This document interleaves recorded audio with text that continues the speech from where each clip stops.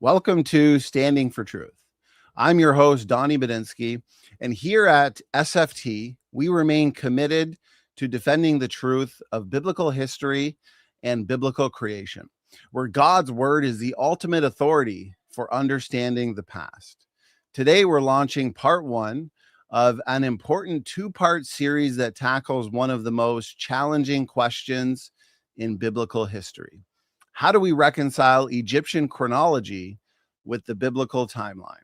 Joining us once again is Gavin Cox from Answers in Genesis UK, a respected researcher who has spent years carefully examining ancient Egyptian records, king lists, and historical assumptions, many of which conflict with scripture, not because the Bible is wrong, but because Egyptian chronology has been misinterpreted and inflated.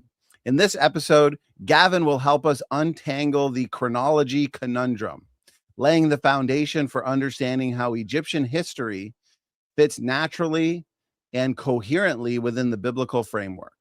This is a crucial discussion that sets the stage for what's to come in part two. Gavin, my brother, welcome back to the program.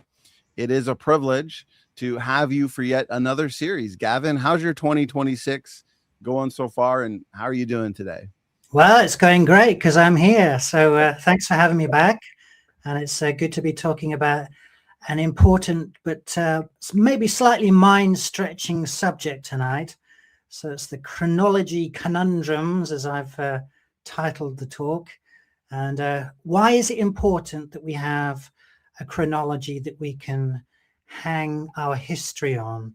And particularly when it comes to the chronology of the Bible. Is it trustworthy?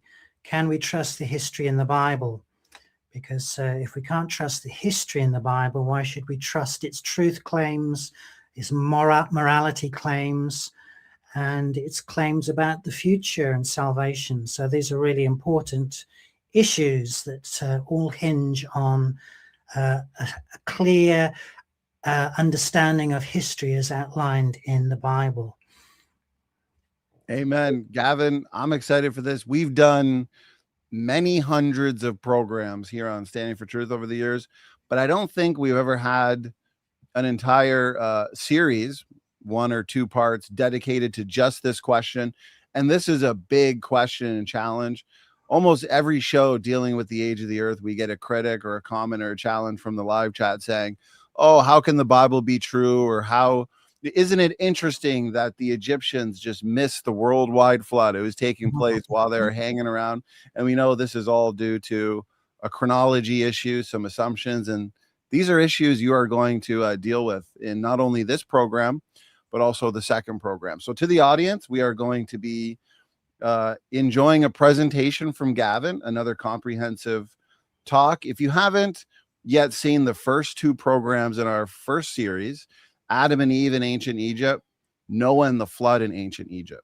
Excellent programs. Gavin did a fantastic job, not only with the presentations, but in the Q&A section. We were quite thorough as we engaged your comments and challenges from the critics. Please check the description box of this video for a link on the website to Gavin's previous programs with us. We will be doing another Q&A after Gavin's initial presentation here. So please, as my chat mod says, Lynn, appreciate it. Tag me, send in your questions regarding the presentation, and we look forward to engaging those. Gavin, I think we're ready for your talk. I can get your slides up here. And okay, I'm looking forward to this. The floor is yours, Gavin. Great, thank you very much. So we're resolving the chronology conundrum tonight, biblical versus Egyptian history. So got to ask ourselves, what is chronology and why does it matter for Christians? It's not a boring, dusty subject when we get into it. It's actually really fundamental and quite interesting when you get down into the details. So chronology is defined as the arrangement of events or dates in the order of their occurrence. So just arrangement of dates when they happened. So this involves the study of historical records to establish the dates of past events. Did you know that the Bible is full of chronological information? Now, that's important because it separates the narratives of the Bible from the myths of other ancient cultures. And we know stories usually start with once upon a time. The Bible's not like that. It's full of granular details, dates, usually dated to rulers, often secular, or rulers of Judah or Israel. So that it's rooted in history. So without the dates and sequences of events, the narratives of the Bible would be reduced to, as I said, once upon a time, a just so story, unmoored from historical reality. So let me just introduce myself. Camborne School of Mines graduate. So I studied engineering and minerals engineering, and that got me into the oil industry later. Later on, I did a Bible college degree of theology, honors degree. And later still, I did a master's degree in biblical studies. That's at my home city of Exeter. And later, I did a master's degree in Egyptology. And I can tell you now that many of the professors in the Egyptology department were far more open to the Old Testament being a reliable historical document compared to many of the professors in the theology department. And that's sad.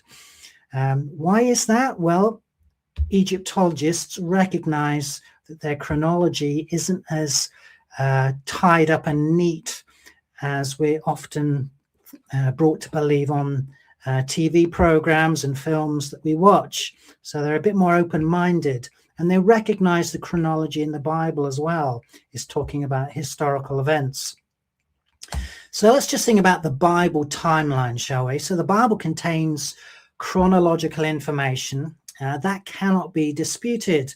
So what does chronology actually mean? It comes from the Latin chronologia and from the ancient Greek chronos, or time, and logia, which means to write down.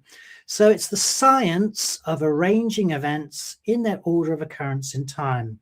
And biblical chronology spans creation in the Old Testament to the beginning of the church age in the New Testament, as this diagram expresses. So we live in what? AD time. So what's that, Donny? AD time? Anno Domini. If you said that, I couldn't hear you. But yeah, Anno Domini, Latin for in the year of the Lord. And as of this year, it's 2026, approximate years after the conventional year 1 of Christ's birth. BC, of course, is before Christ. And these dates are imposed on history. So if you haven't thought about how BC dates work compared to AD dates, let's do it now. So before Christ, these dates are in retrospect from our point of view, from our advantage, and it's imposed on history. Obviously, this chronological scheme did not exist for those who lived before Christ. The greater the BC date, the older it is, working backwards, the older it is, as opposed to forwards in time.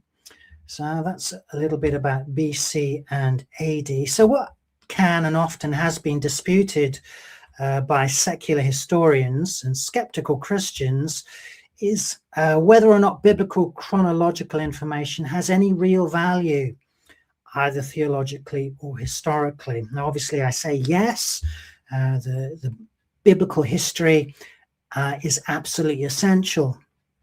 So we have all these stories in the Bible that are rooted in history. Abraham, Moses, the Exodus, the Judges, the time of the kingdom. It's all real history. We can depend on it. But we need to work it out carefully as well. So Abraham, Moses, but secularists, historians, they, of course, they've challenged all of this, most of this biblical timeline from creation. They can't say, oh, you don't believe in six-day creation, do you? They would challenge that. Abraham, Isaac, Jacob, the patriarchs, up to Moses. No, you can't believe in those. The Exodus, now that's questioned.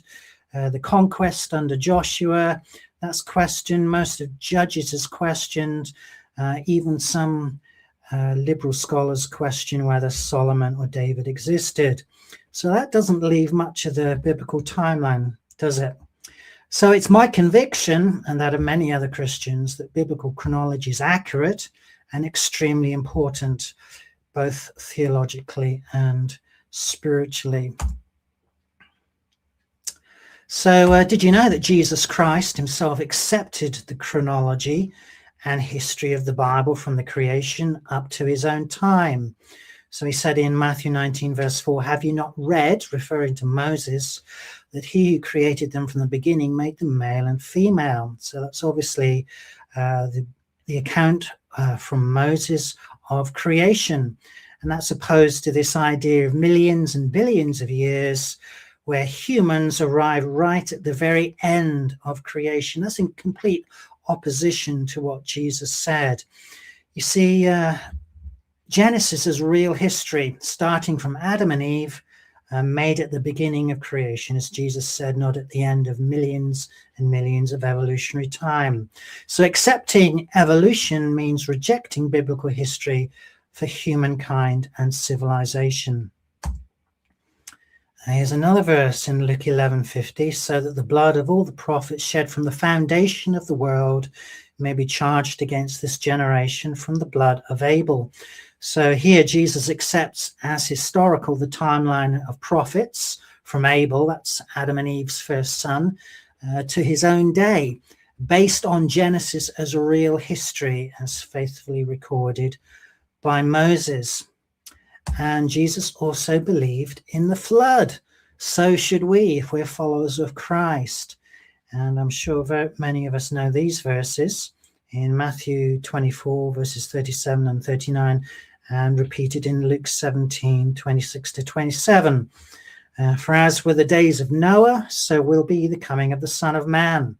For as in those days before the flood, they were eating and drinking, marrying and giving in marriage, until the day when Noah entered the ark, and they were unaware until the flood came and swept them all away, so will be the coming of the Son of Man." So Jesus also accepted the historical reality of the global flood.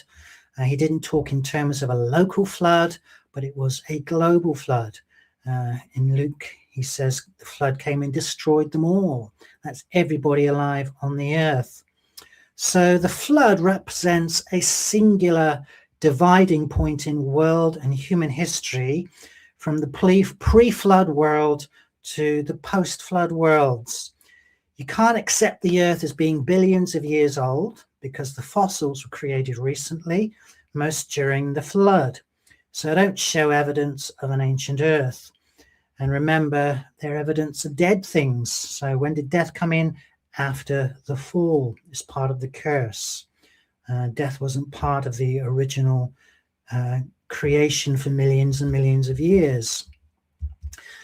So human civilization and buildings cannot predate the flood. They would have been destroyed. For instance, the Great Pyramids of Egypt, which I will discuss later. So these are some of the historical and chronological verses that we got to think about, and how Jesus understood the biblical understanding of Earth history. He didn't mythologize it. He didn't explain it away. He didn't apologize for it. He upheld Moses at every turn. So let's just think about chronology. It's been called the backbone of history. So dates, all the stuff we found so boring in history lessons at school. When was the Battle of Hastings, Donny? Any idea? It's 1066. So that's a good date to remember, isn't it? So Edwin Richard Teal, he died in 1986. He was an American Seventh-day Adventist missionary in China, editor and archaeologist, writer and scholar of the Old Testament, who's most famous for his work on biblical chronology, particularly looking at the kings in Judah and Israel. And he famously stated that chronology is the backbone of history. So this is rather obvious when we think about it, but it's also a very important statement. History needs a backbone, and it's chronology. So chronology is the backbone upon which we hang all our historical dates, how we arrange things in order. So when we look into the matter, however, we're confronted with the question, what in fact is the chronological events of the Bible, or in the ancient Near East? Bible times and places. What is the chronology that forms the backbone for our understanding of the events we know happened during the millennia before Christ, for example? So BC dating, this is where the rubber meets the road. Forgive the tire rolling along there. So as far as biblical chronology is concerned, BC dating, that's the important stuff. That's the difficult part. How do you work it all out? So the Bible seems to provide a chronology from creation to the cross, but it's not the same as the chronology of the ancient world that is in use today, both in secular and sadly in evangelical Christian circles. So the Bible also has a lot to say about Egypt, but if that is not viewed to line up with Egyptian history, then what does that say about the history in the Bible? So as biblical Christians, we need to stand on the Bible first and work out our chronology and history from there. And we will find that the history in the Bible is remarkably accurate and cogent. So when it comes to BC dates, just how are BC dates assigned to these kingdom periods and their rulers? Now, this is getting down to a bit of basics here, understanding the difference between AD and BC. So in our modern age, we can research the life of a relatively recent monarch, compared to Egyptian history anyway. So, for example, we might say that the British Queen Victoria lived from AD 1819 to 1901 AD. And when we see the name of an Egyptian pharaoh with a similar reign date next to it, our natural inclination is to presume that these are accurate and were recorded in the same way that we do today. But that's not the case at all. They're not. Egyptian rulers dated their reigns in relation to each other and or their earlier ancestors. Certainly not with BC dates for obvious reasons. So when we see BC dates fixed next to Egyptian rulers, those were worked out with lots of assumptions being made and relying on archaeological evidence that can change from year to year. So these BC dates for Egyptian rulers or any other rulers in the ancient Near East are always provisional and not, as we often hear on the TV or read in popular books, absolutely dependable. They do change.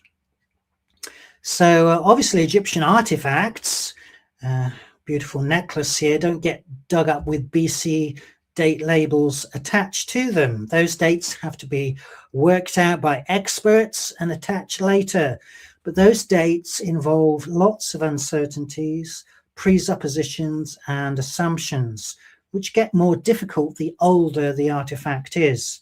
So the more you go back into ancient Egypt, the more difficult it is, and the more presuppositions and the more assumptions you have to bring to bear to add BC dates.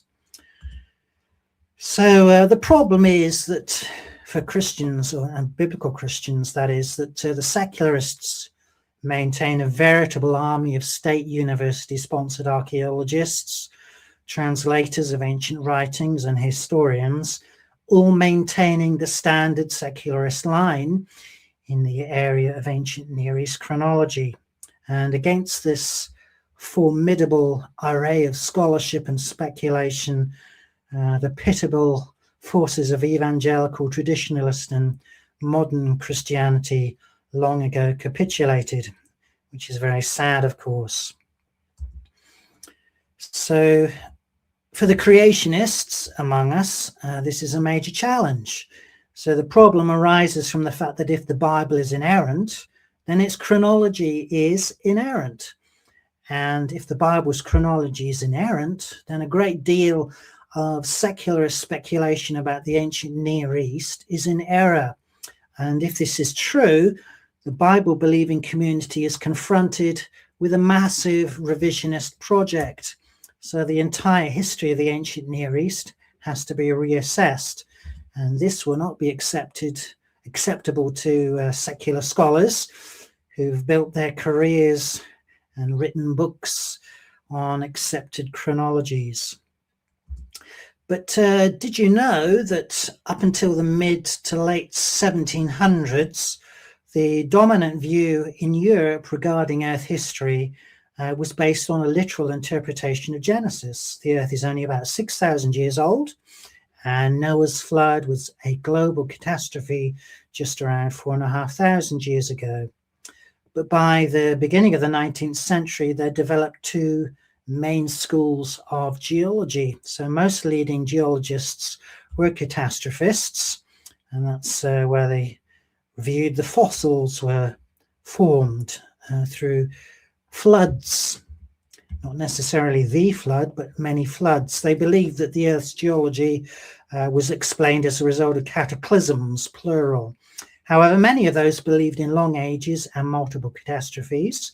Nevertheless, there were also many scriptural geologists who held that Noah's flood, as recorded in Genesis, was worldwide and was the greatest catastrophic event.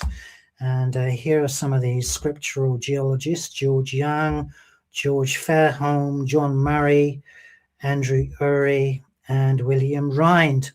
And if you're interested in reading about these scriptural geologists, they were monumental scientists of their time. They were imperialists. They went out into the field and studied their subject from an empirical mindset. They did real science.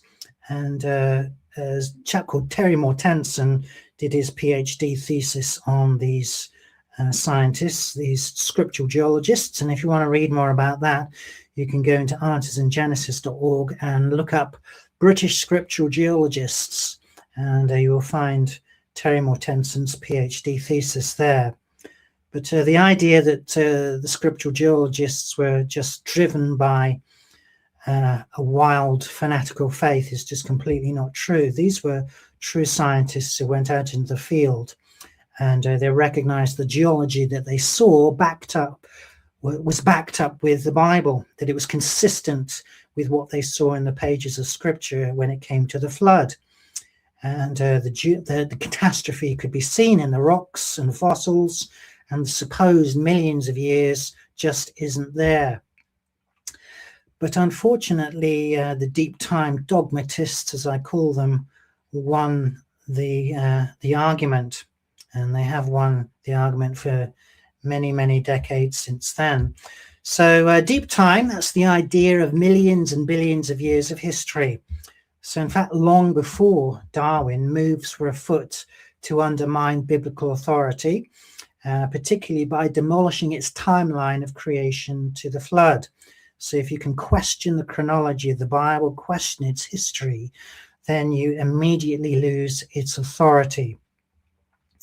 And this was done by Bible-rejecting philosophers, deists, like this chap here, James Hutton, in the 18th century, who saw rocks as the product of the earth, as an eternally perpetuating machine, with a succession of worlds extending indefinitely back into the past. And he wrote about this in his theory of the earth. And he said there, the result, therefore, of our present inquiry, he particularly looked at rocks in Scotland, at Sycamore Point, that we find no vestige of a beginning, no prospect of an end. That was his worldview being imposed on the rocks. He didn't actually see that. He'd already made up his mind. and he interpreted the rocks through his own worldview. This is Charles Lyell, and he's best known as the author of Principles of Geology, which came in 3 volumes. He was trained as a lawyer, and he knew how to argue his point, in other words, and he was influenced by long-age thinkers and geologists like William Buckland. So Lyell's aim was to divest geology of biblical history, i.e. the flood and creation. And he wrote to his friend, a geologist and fellow naturalist, George Poulet Scrope, who was about to write a review of volume 1 of his Principles of Geology for the Quarterly Review. And if that sounds like nepotism, it was.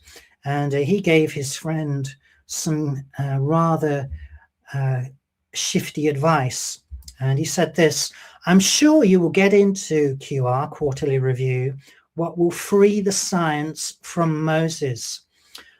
I conceived the idea 5 or 6 years ago that if ever the Mosaic geology could be set down, i.e. repudiated, contradicted, without giving offence," that's particularly to the Church of England at the time, the clerics, "it would be in a historical sketch, and you must abstract mine." So Charles Lyell knew the power of historical storytelling, of argument. And he was saying that, well, you got to make Moses sound pre-scientific, uneducated. You got to tell the story of age-old geology so that Moses can be set aside. And of course, this his book influenced Charles Darwin, who read the first 2 volumes of Lyell's Principles aboard the Beagle on his naturalistic voyage. And as a result, he based his theory of biological evolution based on Charles Lyell's theory of a long age for the Earth and geological evolution. And this is Charles Darwin, who's best known for evolutionary ideas. And evolution, of course, has to have millions and billions of years to work out. And if you don't have those millions and billions of years, you can't have evolution, well, according to Charles Darwin's theory anyway. But that's a different topic for another day. But we're just talking about the age of the Earth. And of course, all this new science embarrassed Christians. And because of the supposed evidence and the weight of scientific authority, for nearly a century, the evangelical world surrendered biblical history and has maintained that there are supposed gaps in the biblical chronology, and that therefore we cannot say the world was created around 4000 BC. So this compromising belief attempts to make possible an accommodation to deep time and ancient human origins and culture. And we're looking at Schofield here, who popularized the gap theory in his Schofield Reference Bible. And unfortunately, the notes in some circles in the Schofield Bible are almost considered as divinely ordained as the Bible itself. So Schofield's Reference Bible helped popularize the erroneous gap theory compromise. That's the idea that you can force the millions and billions of years in between Genesis 1 verse 1 and 1 verse 2. And there are minor variations in that idea as well. But I would say that the gap theory is an idea with holes. So there can be little question that the reason for evangelical reassessments of biblical chronology was the rise of evolutionary geology and archaeology. And yes, archaeology is based on evolutionary ideas of ancient man developing slowly over hundreds and thousands, a couple of million years, and that has affected how archaeology is interpreted. So in order to protect the Bible from charge of error in its detailing of the creation and historical data and chronology, evangelicals frequently turn to the gap theory or the day-age theory or the framework hypothesis. So there are various compromise views that treat the days as allegorical or a framework of revelation to Moses, but weren't actually 24-hour days of special creation. Why? In order to reconcile Genesis 1 with the assured results of modern scientific inquiry, geology, rocks and fossils. But the problem is that it introduces death and suffering and bloodshed before the fall, before Adam and Eve. And that cuts scripture right in half. It cuts to the very heart of the gospel, that this isn't the gospel message, that death came as a result of sin. There wasn't sin, pain, bloodshed before the fall. That came as a result of the curse and sin. And that's why Jesus Christ stepped into the world he created to redeem the world he created, so that it can be once more made perfect and we can be rescued from death, pain, suffering, and the result of our sin and Adam's sin.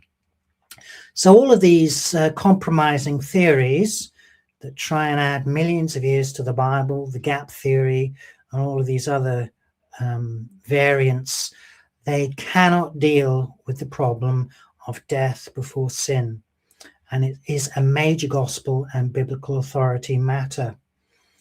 So when it comes to the secular idea of humankind, the idea of a Stone Age and Stone Age man is right there. Man's supposed development from primitive ancestors. So the Stone Age lasting for 100,000 years or more is refuted by common sense and established population growth statistics. So this is the idea of the Stone Age, the Paleolithic. So the lower Paleolithic goes right back from 80,000 BC to 2 million BC. And then you have the Mesolithic or the Epipaleolithic. That's from 10,000 to 8,000 BC. And the Neolithic, that's in 4 parts, 4, 3, 2, and 1, from 8,000 to 5,000 BC. And the Chalcolithic from 5,000 to 3,000 BC. So that's complex and vastly extended history for humans. But this brings some massive problems, some logical conundrums that we need to think about. So if people have been here for the supposed period, there was no global flood of Noah's day, there should be a lot more people than there are now. Or rather, there should be a lot more human remains, but where are all the bodies? And let's think about how we can calculate this. So where are all the people? So evolutionists claim that mankind evolved from apes about 1 million years or 2 million years ago. And if the population had grown at just 0.01% per year since then, that's doubling every 7,000 years, there could be 10 to the 43 power people today. That's a number with 43 zeros after it. And that's certainly not standing room on the planet with that number.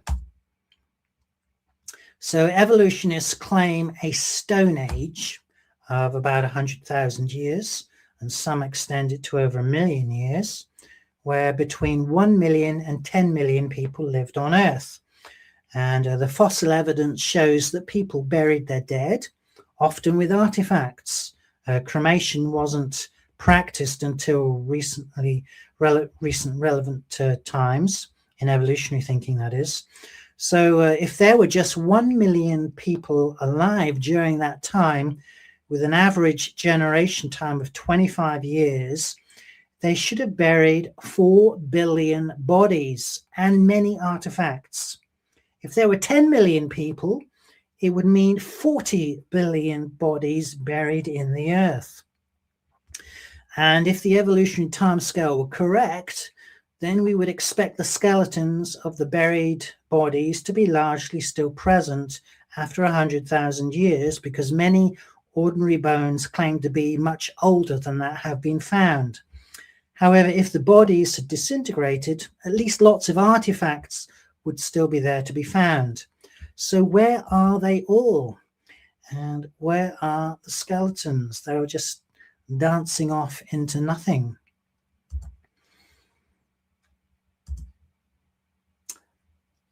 So when you consider biblical history, we actually have the right number of people when you consider the flood was only about 4,500 years ago. Human population is now consistent with biblical history, that just 3 couples repopulated the earth 4,500 years ago. When we take a very reasonable 0.46% growth rate per annum, we reach, guess what? 8 billion people today. So when you start with the biblical history, it makes sense of what we see in the world today. But when it comes to the pyramids of Egypt, just a century or so after Babel, there would have been enough people around to build them if you just take the biblical constraints of population and how they grow. So because of long-age thinking based on geology and evolution, the chronology of the Bible also proved an embarrassment, in that scholars were confident that archaeological remains had been unearthed from civilizations dating from before the Bible's date for the flood and creation of 4000 BC.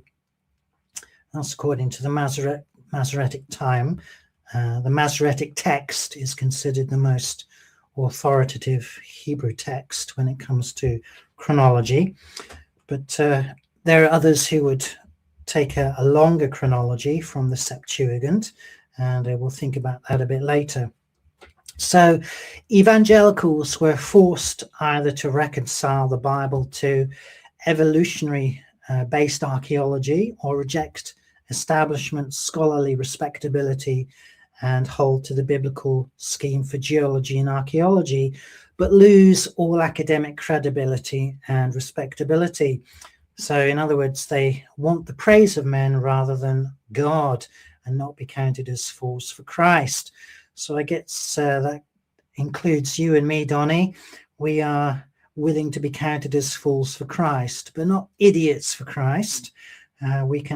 God's given us brains to use, and we can defend the Bible when it comes to historical data and geology and rocks and fossils and biology, compared to all the many brilliant experts you've had on your program.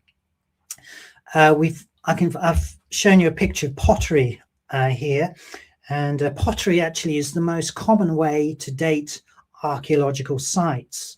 So it's not often radiocarbon, it's pottery. And the styles change through the centuries, and their materials can be dated using carbon-14, but even this is quite subjective and prone to error. So a lot of this is subjective. So as we've seen, a few creationist scholars maintained the traditional Christian view of geology, the scriptural geologists, but until very recently, there's been no similar movement in the realm of archaeology. But thankfully, God is raising up archaeologists who start with the Bible, and they've been a minority for many decades, but incredible finds have been unearthed in Israel and the ancient Near East that really back up the history in the Bible. And I'll talk a bit more about that in part 2. So for the most part, the chronological data in Genesis 5 and 11, what we call the chronogenealogies, have been put aside by archaeologists, secular archaeologists. And Dewey Morris Beagle, he wrote this book, Scripture and Traditional Infallibility. He was a professor of Old Testament at Wesley Theological Seminary, Washington. And he said some statements which are highly revealing when it comes to how he interprets and how typically the majority interpret the historical passages from creation up through to the flood. He said this, highlighting the embarrassing aspect, for him at least, of biblical chronology. So until geological information disproved the 4004 date, most Jews and Christians, including many alert, even brilliant persons, thought the genealogy in Genesis 5 was intended to show the consecutive history of man.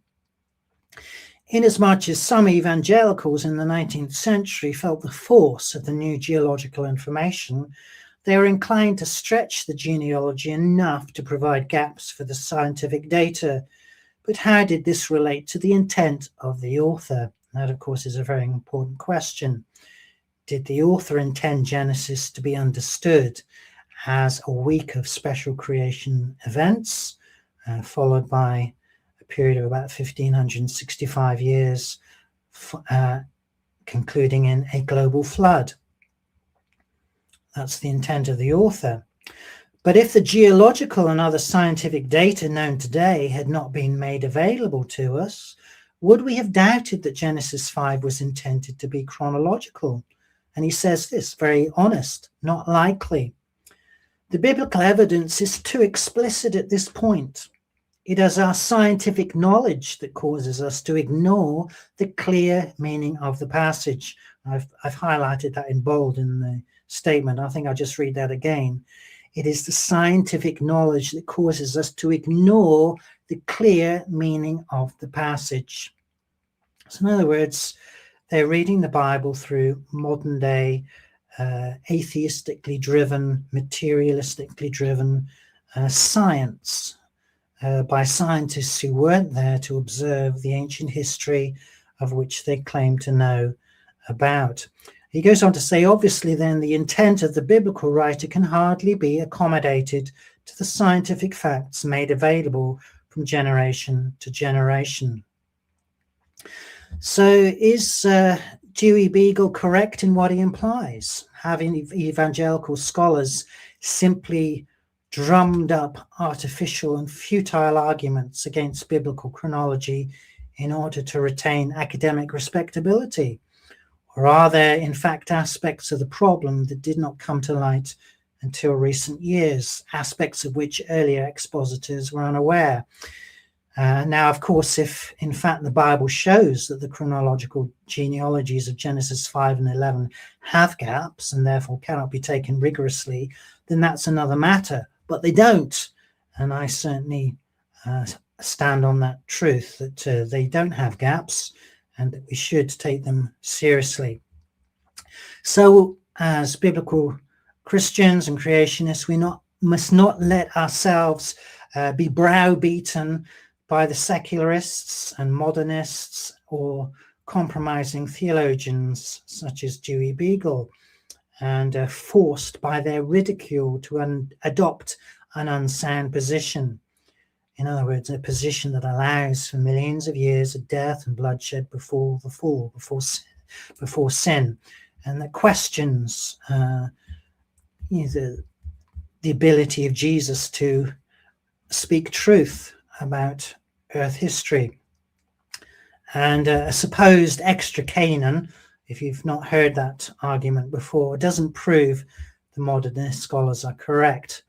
And actually early copies of the Septuagint do not have this extra Canaan, but later copies post-dating Luke have the extra Canaan. So that's just one little nitpick that liberal scholars sometimes pick up on to try and extend the chronogenealogies and say, there's an extra Canaan there. But it doesn't give them the latitude to add millions and millions of years to the Bible, of course. So David Watson, he asked a world-class Hebrew scholar, Professor James Barr, such questions about biblical chronology. And James Barr is a liberal theologian. He doesn't believe that Genesis is history. He believes in the millions of years and evolution, and he would teach his students that. But he recognized that the historical data, the Hebrew data, forces you to understand that the Hebrew writer wanted his audience to understand that God created everything as written in Genesis. And he said this: probably, so far as I know, there is no professor of Hebrew or Old Testament at any world-class university who does not believe that the writers of Genesis 1 to 11 intended to convey to their readers the ideas that creation took place in a series of 6 days, which were the same as the days of 24 hours we now experience. The figures contained in the Genesis genealogies provided by simple addition a chronology for the beginning of the world up to later stages in the biblical story. Noah's flood was understood to be worldwide and extinguish all human and animal life except for those in the ark. Or to put it negatively, the apologetic arguments which suppose the days of creation to be long eras of time, the figures of years not to be chronological, and the flood to be merely local Mesopotamian flood, are not taken seriously by any such professors as far as I know. Now, he's not saying that those professors actually believe that, but he's saying that those professors recognize that the Bible says what it says, and the author of Genesis wanted his readers to understand that.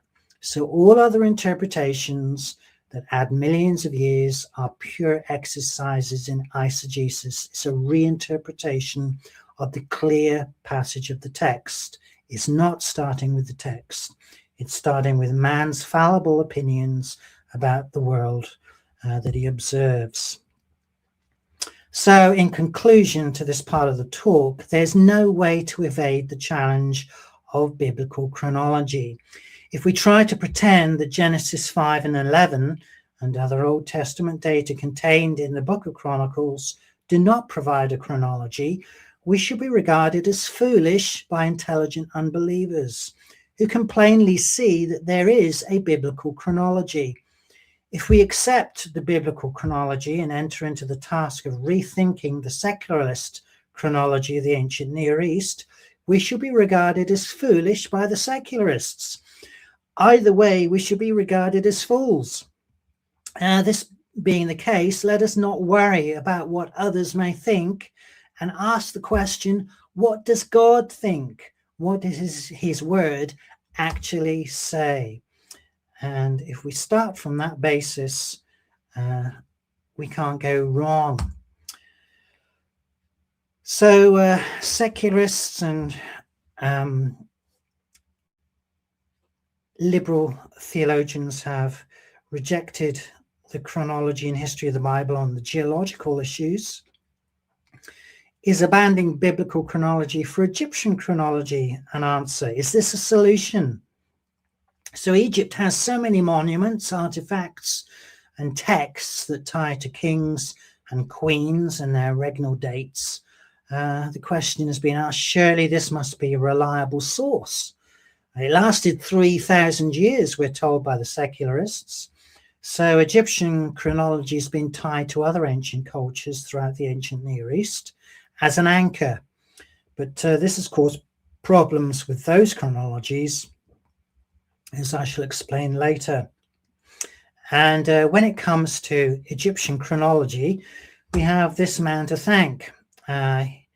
Did you know that the secular Egyptian chronology is actually a speculative composition of various pieces of data, loosely hinged on a chronology of Egypt compiled by an Egyptian priest called Manetho, and he flourished around 300 BC. So everyone admits, however, that Manetho's chronology is an error at numerous points, and we'll see a few examples. And this result is that the secularist chronology of the ancient Near East actually has very little foundation, as we shall see from a few quotes from leading Egyptologists. Did you know that Manetho also wrote a history far removed from the events he compiled? So the time from Manetho to the time man landed on the moon is not as great as the first Egyptian dynasty to Manetho. So that is a huge stretch of history that Manetho is claiming to write about. Secularists consider biblical chronology as an unacceptable alternative because it is far too short for them. If there was a global flood around 2350 BC, as the Bible maintains, then Egyptian civilization could not have arisen around 4000 BC or even 3000 BC, as is maintained.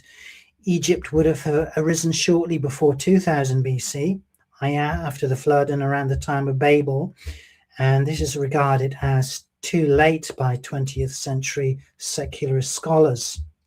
Certainly no time for pre-dynastic and Stone Age slow and gradual development. We'll look at this shortly. Though the secularist chronology shifts from time to time, it indeed has become short in the 20th century.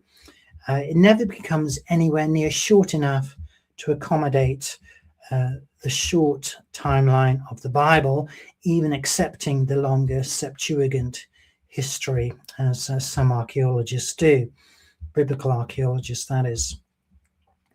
But is Egyptian history really as watertight as we're being led to believe? There's little doubt that Manetho was trying to prove to the Greeks and that the Egyptians were the world's oldest civilization. So in other words, if you had the oldest civilization, the oldest culture, you were the most important. This was a hot issue amongst the different cultures of the day. So Berosus, he's a Hellenistic era Babylonian writer, was attempting to claim the same about the Mesopotamians, as was Eratosthenes. He was Greek. By the way, he was the chief librarian at the Great Library of Alexandria. And interestingly, he was the first person to calculate the circumference of the earth. So in Manetho's work, Egyptica, or the history of Egypt, he compiled Egyptian history into the 30 dynasties that are commonly used today. So as part of his agenda to extend Egyptian civilization as far back as he could, Manetho also included the names of many of the pre-dynastic kings that are considered legendary or mythical by modern Egyptologists, called in the Turin Papyrus, which we'll see a bit later, gods and spirits of the dead, which actually I think could represent the paganized memory of the pre-flood and post-flood patriarchs via Ham. And that's another talk for another day. So even though Manetho's chronologies are the most widely used, no one accepts his writings in whole today because they don't actually exist. They will only exist in portions in later surviving texts, such as Josephus. He wrote a book called Against Apion, and he mentions Manetho in there. So we don't have an extant Manetho copy. It only survived as parts of text in later writings. And when it comes to chronology, the first to really write a biblical chronology was this chap, Joseph Justus Scaliger, and he was an Italian scholar. He was the first to bring Manetho to Western academia as well. So we know about Manetho through him. And he was a French Calvinist, religious leader and scholar, known for expanding the notion of classical history from the Greeks and Romans to include Persian, Babylonian, Jewish, and ancient Egyptian history. So he was quite a bookworm, and he was the first to make a study of the chronological material in the Bible together with that from the pagan classical world. So he was quite a scholar. So he began the science of chronology. So the authority of Scaliger's studies was generally recognized. In his second one major work, the Thesaurus Temporum, published in 1606, he collected, restored, and arranged every chronological relic extant in Greek and Latin, as well as Byzantine summaries of the writings of Manetho. However, the chronology he constructed became impossible to reconcile with the biblical view of world history. Why? Because he failed to begin with the Bible as inerrant history. In other words, he treated his pagan sources as accurate and inerrant as the Bible, which is a massive mistake. So Scaliger was the first to construct the artificial Julian timescale, and that's based on the Julian calendar from astronomical and calendrical elements. So it provided a neutral dimension of time, as it were, on which rival chronologies could be set out and compared. So computing the information given by Manetho for the lengths of the 30 Egyptian dynasties, which Manetho proposed, Scaliger set the start date of the first dynasty in 5285 BC. So that's a bit of a problem, isn't it? So that lay considerable 1,336 years before his own date for the creation, based on the biblical data of 3,949 BC. So Manetho's list was an invaluable primary source, but unfortunately led Scaliger into direct conflict with scripture. Scaliger attempted a compromise, but instead of recognizing the fallibility of his pagan sources, like Manetho, he changed the meaning of Scripture's account of history to include a period of what he called proleptic time, i.e. anticipatory time before the creation, which is an absurd contrivance supposedly explaining how historical dynasties in Egypt could have begun far earlier than the Bible's date of creation could seem to allow. He was, if you like, the first gap theorist.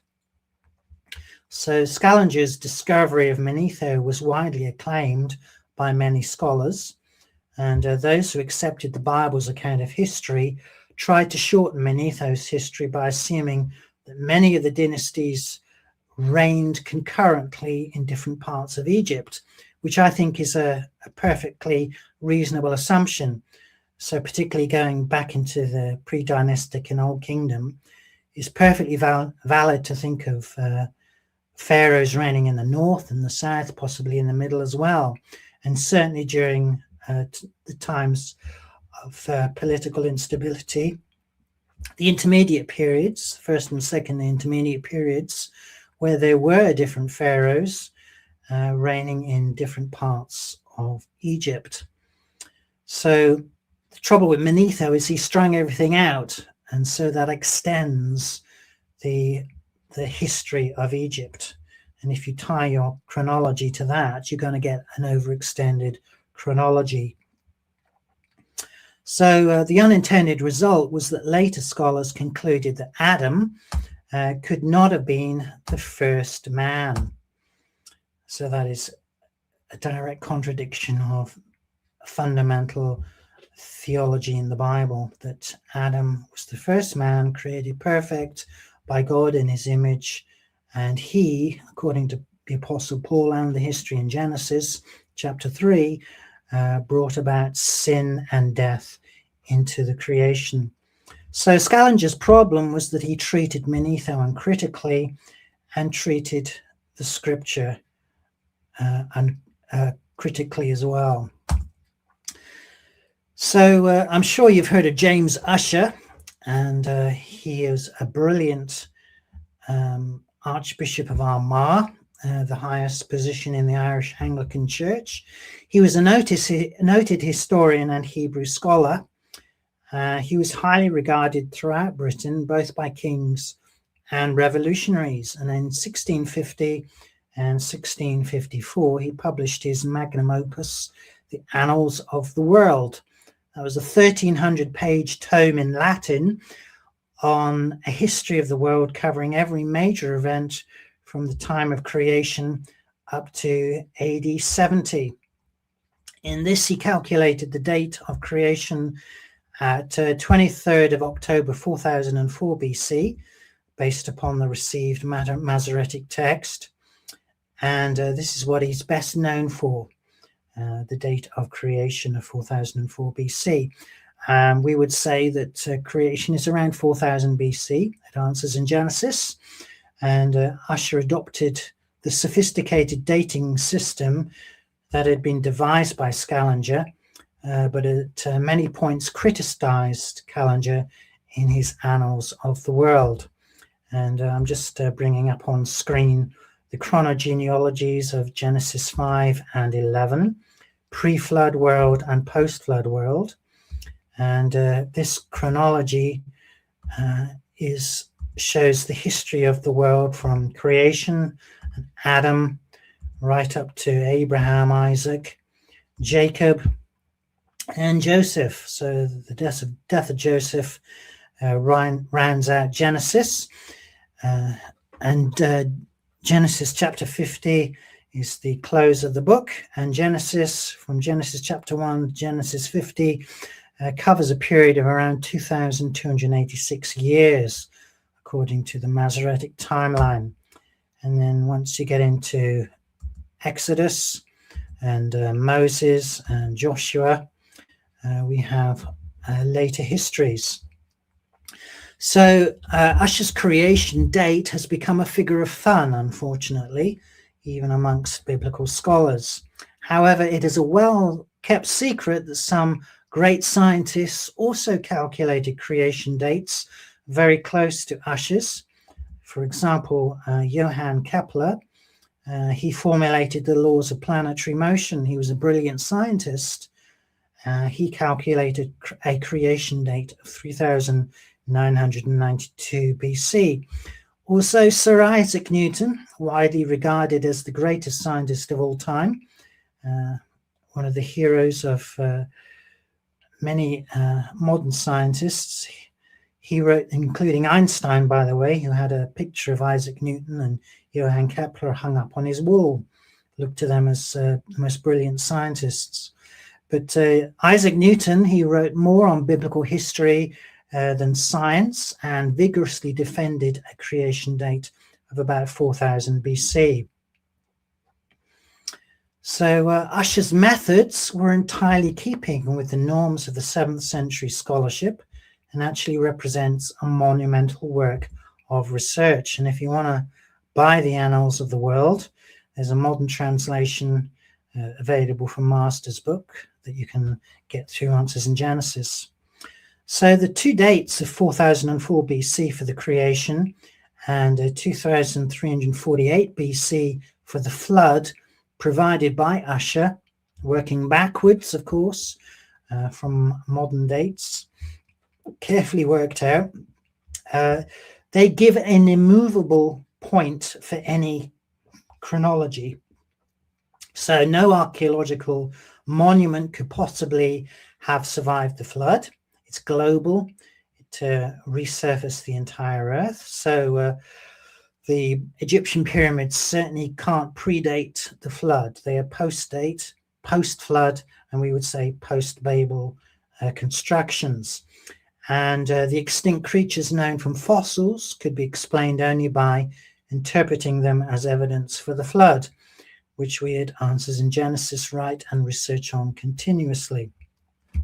So Ussher in his Annals made use of Josephus, Eusebius, and other ancient historians, which give us Manetho, but he rejected Manetho as unreliable up to the New Kingdom's 18th dynasty that began with Ahmose, which means most of Egyptian history prior to that. And I would say that Ussher was very wise in his use of Manetho. His critical eye used Manetho when he was found to be reliable, but he rejected him when he was found to be unreliable. In other words, when the monuments contradict Manetho. So we don't take him uncritically.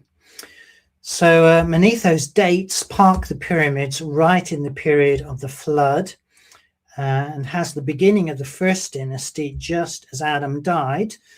And of course, modern secular archaeology has pre-dynastic Egyptian history extending tens of thousands of years before the biblical creation date into the so-called Stone Age. And of course, you can't have the pyramids parked right in the middle of the flood. That's impossible. So we have to reinterpret all of that history as post-flood and post-Babel. And that would include the pre-dynastic and supposed Stone Age. And we would understand that as just post-Babel, as the first influx of people from Babel came into Egypt with Ham's tribes. So let's consider how Egyptian chronology is built and constructed, and where Manetho got his history from. And we have something called king lists. So this is what the information that modern Egyptology uses to construct chronology, king lists. And there are a number of them available to study: Karnak king list, the Turin papyrus, the Abydos king list, the Saqqara tablet, and the Palermo stone. However, these are lists of names. They're often contradictory and don't have dates attached. So in many places it is difficult, if impossible, to establish ruler relationships. Were some kings concurrent, or did they rule consecutively? Although Manetho used these, he spelled the pharaohs' names in Greek, and many of these names bear no relation to the Egyptian names. So it's all a bit of a mess that Egyptologists and historians try and untangle. So the most complete example is the king list of Abydos, and it's found in the 19th dynasty. It contains a list of 76 kings, allegedly in order from the old dynasty, I think from the Old Kingdom to Seti I in the New Kingdom. So we have a picture of this Abydos king list in front of us here with all the cartouches. Very magnificent.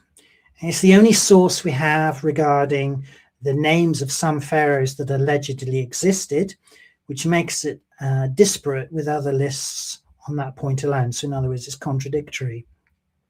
So all the king lists have differences. And how do you sort those differences out? So secular scholars readily admit that this list is inaccurate and contains many errors. For example, there are no kings mentioned in the king list from what is called the Second Intermediate Period, which included the time of the Hyksos. However, the Turin king list does contain many names from the Second Intermediate Period, including Theban rulers from the 17th dynasty and Hyksos kings, which confirm their existence. So there are missing kings on this list, for instance, those considered non-Egyptian, Hyksos, or heretics like Akhenaten, or kings considered illegitimate by the very ones drawing up the list. So the question then is, which parts of Egyptian history is more reliable than others? The best attested is the most recent, because the archaeology has survived and can be used to construct a more reliable late chronology. But even here, the latest dig find can change orders of events and dates, so everything is up for grabs.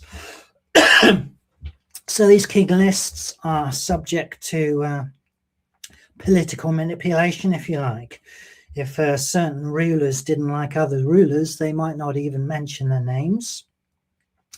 And other king lists would have similar things going on with them as well.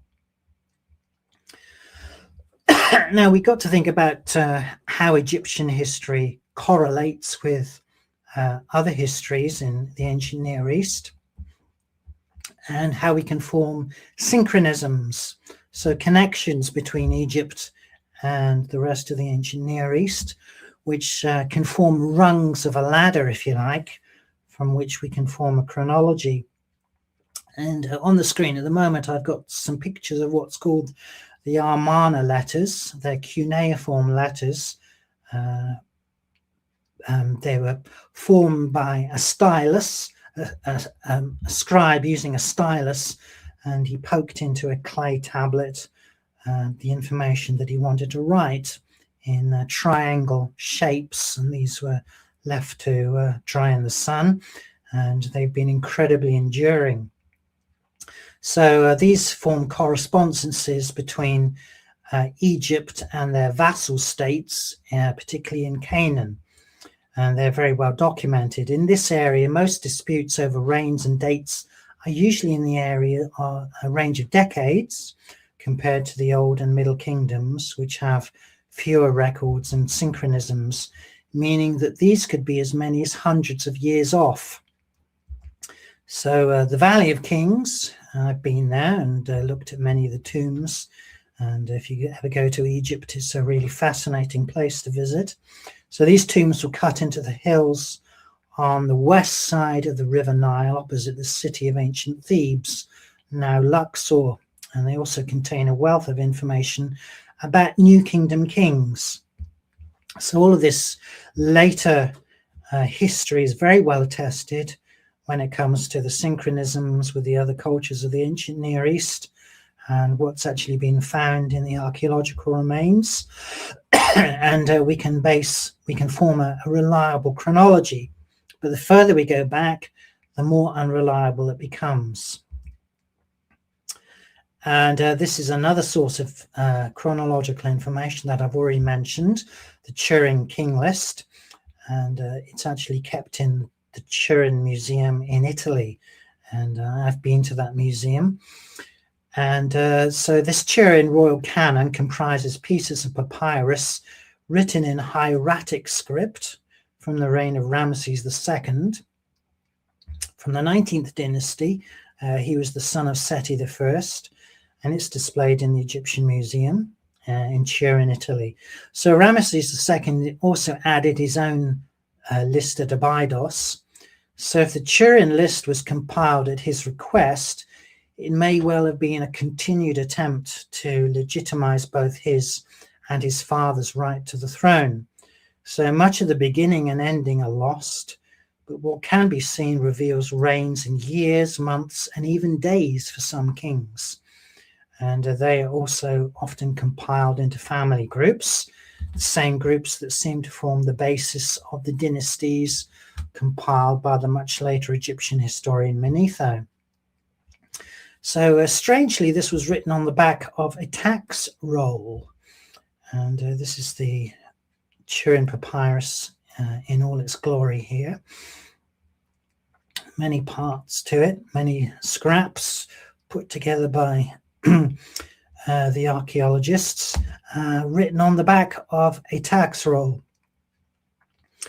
And it was previously used papyrus, and it seems to signify a distinct lack of importance if commissioned by a king. And another question about its historical reliability is it contains a list of the mythical or proto-dynastic king gods or demigods, spirits and human beings who ruled Egypt for hundreds of years, up to the time the document was presumably crafted. And I actually think those are pagan memories of the pre-flood and post-flood patriarchs. But Manetho used these to extend the history of Egypt, as well as string out all of these different rulers, which could well have reigned concurrently. This is the Palermo stone. It's viewed as a vital insight into the Old Kingdom. Excuse me. But it remains controversial. Excuse me. So many Egyptologists are unsure as to whether it was constructed at the end of the period it describes. Excuse me, I'm just going to go get a grab of water. No problem, Gavin. You've certainly earned a drink of water. This presentation has been very informative. So as you're doing that, Thank you. I'll remind the audience that I appreciate the enthusiasm in our live chat. I am all caught up on your questions and from our critics, your challenges. And so, Gavin, let's throw it back to you. And great work so far. This is excellent. Thank you very much. Yeah,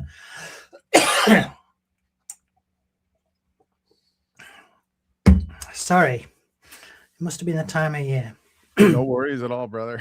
Okay, so there are doubts as to whether this Palermo stone is original or even a copy of a copy.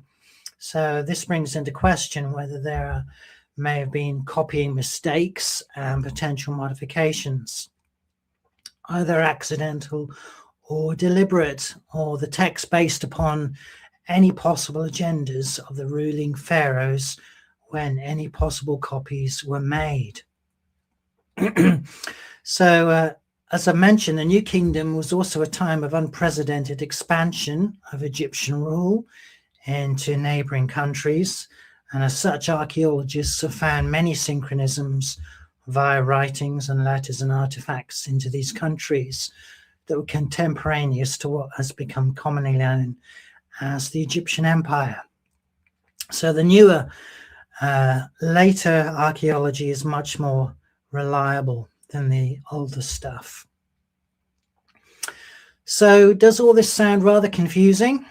So when attempting to construct a proper backward order of those kings from a specific known time to develop a timeline, one has to presume that the king lists we have are accurate. And it is known that they're not. So even secular archaeologists admit it is all a bit of a mess.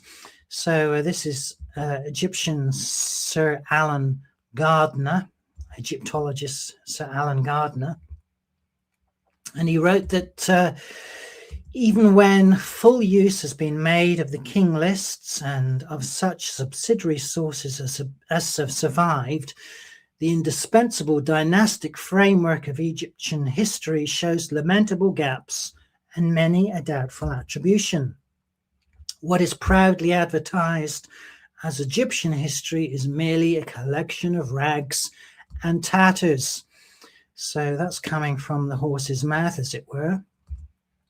And then later, Kenneth Kitchen, considered probably the world expert on the Third Intermediate Period, brilliant British biblical scholar as well, and a evangelical Christian. So he was ancient Near Eastern historian, professor emeritus of Egyptology at University of Liverpool, and considered an eminent scholar. And he wrote the Third Intermediate Period, considered the world's leading expert on that period. He said this about Manetho. In recent years, the data of Manetho has received more attention than hitherto. In an endeavor to extract from them whatever they may contain of chronological value, and to combine them with the first-hand data of the monuments as an aid towards establishing a firm Egyptian chronology. However, in making any such attempt, it is always to be borne in mind, however good Manetho's sources and consequent compilation may originally have been, we now possess only very late copies of copies, which have been subjected to centuries not only of straight copying, but also at certain periods of tendentious manipulation. And what we even have, even in this form, is not Manetho's history, but nearly an epitome, a summary or extract, that is, of his dynasties and reigns. A few citations, e.g. in Josephus, and largely spurious reminiscences that may ultimately derive in part from his data, e.g. the Book of Sothis. Thus, it is vain to expect total confirmation from the monuments for all our extant Manetho, nor should we manipulate the evidence of the monuments merely to fit the extant text of the epitome of Manetho. However, it is also true that the corruptions of our extant Manetho are very uneven in their distribution. In some parts, most of the data transmitted correspond strikingly well with the first-hand monumental evidence, particularly of the 21st dynasty. So that's why Usher was correct to use Manetho critically, and critically rejected him in other parts. And Kenneth Kitchen goes on to say, while in other parts, even close by, the Manethonic data are confused and corrupted almost beyond the point of repair in their present state, e.g. chaotic, and at our present level of knowledge. So there you go. The best Egyptologists recognize that Egyptian chronology is not all it's cracked up to be. There's another problem for biblical chronology, and that's the Ramesses problem. And I just want to talk about that a little bit. So we're told in Exodus 1:11, therefore they set taskmasters over them to afflict them with heavy burdens. They built for Pharaoh store cities, Pithom and Ramses. And in Numbers 33, 3 and 5, and Exodus 12:37, it talks about a Ramesses. So they set out from Ramesses when they came out of Egypt during the Exodus in the first month, on the 15th day of the first month, on the day after the Passover, the people of Israel went out triumphantly in the sight of all the Egyptians. So at first glance, Exodus 1:11 appears to state the Israelites built a city called Ramses and departed from Ramesses. These are assumed to be alternate spellings of the pharaoh modern Egyptologists refer to as Ramesses, and particularly Ramesses II, the Great, who was the biggest builder and built a city called Pi-Ramesses. So this is the view made popular in the movies. So the Exodus happened during Ramesses II, the biggest and grandest builder. So if Ramesses II is being referred to, then this has huge chronological implications.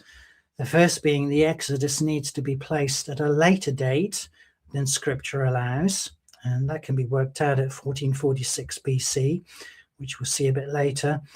And importantly, Egyptologists are being truthful when they say that there is zero evidence of Israel being in Egypt during Ramesses II's reign.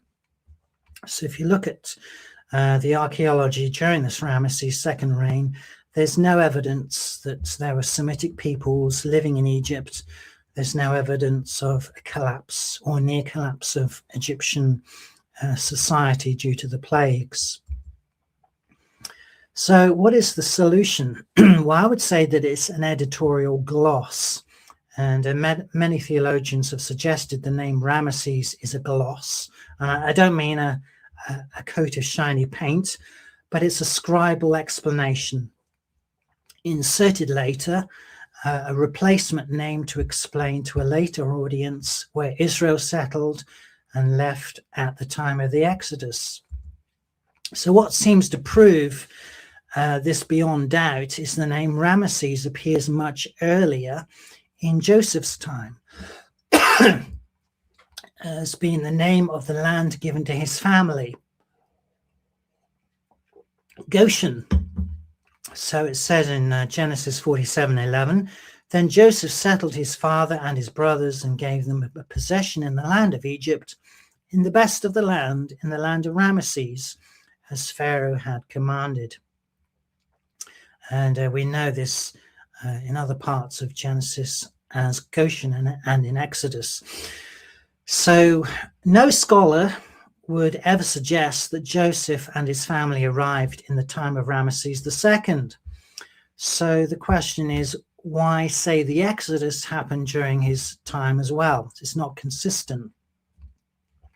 But the explanation is very simple. The gloss could well have been applied by Joshua.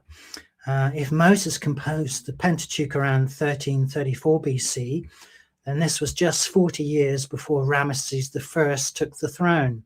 And this places it in the time of Joshua, who is believed to have edited the Torah, possibly recorded Moses' death in Deuteronomy 3:34.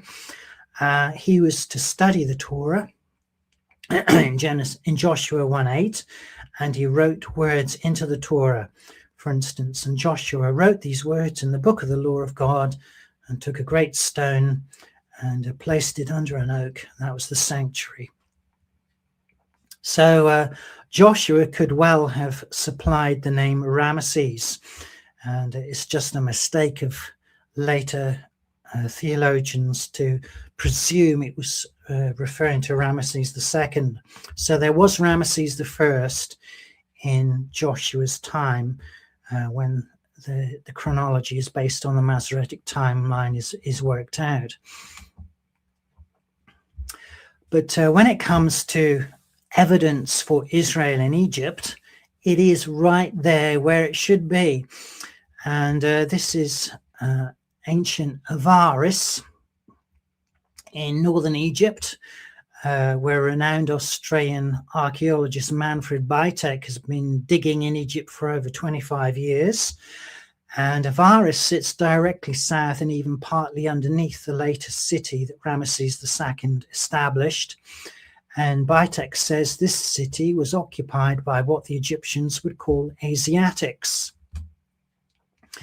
And in addition, they've uncovered 12 tombs of leaders, in other words, 12 tribes, including a statue of an important Semitic leader wearing a multicolored coat that was deliberately desecrated. So there was a main pyramid there and 12 tombs.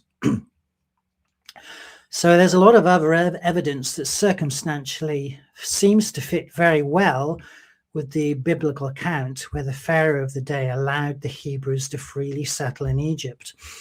And here's the shoulder of that particular statue, and you can see the multicolored coat. Could this be Joseph? So it fits very well with the biblical account, and their method of burial was also unlike Egyptian practices of the day. And the archaeologist Bytek goes on to say that there is evidence of sheep herders having roamed around in the area. But amazingly, Bytek then displays his bias when he says he does not think this is a settlement of Hebrews, as described in the Bible, because it is too early, assuming Ramesses II is the Pharaoh of the Exodus. And of course, that's a massive assumption. And if he ties his chronology to that, then he's going to make the Exodus much later, and there's no evidence for Egypt in the time of Ramesses II. So it's an apt example of how presuppositions play an important role in how we interpret facts, even in the area of archaeology. So Egyptologists know that Egyptian chronology is overextended, and some have made various attempts to try and solve the chronology conundrum. And I'm sure many of us are familiar with David Roll, and he's popularized these discoveries in Avaris and tried to force them into his chronological scheme as a rescuing device for biblical chronology. But he raises a huge straw man fallacy when he states the following: archaeological excavations in Egypt and the Levant, ongoing for the best part of the last 2 centuries, have produced no tangible evidence to demonstrate the historical veracity of the early biblical narratives.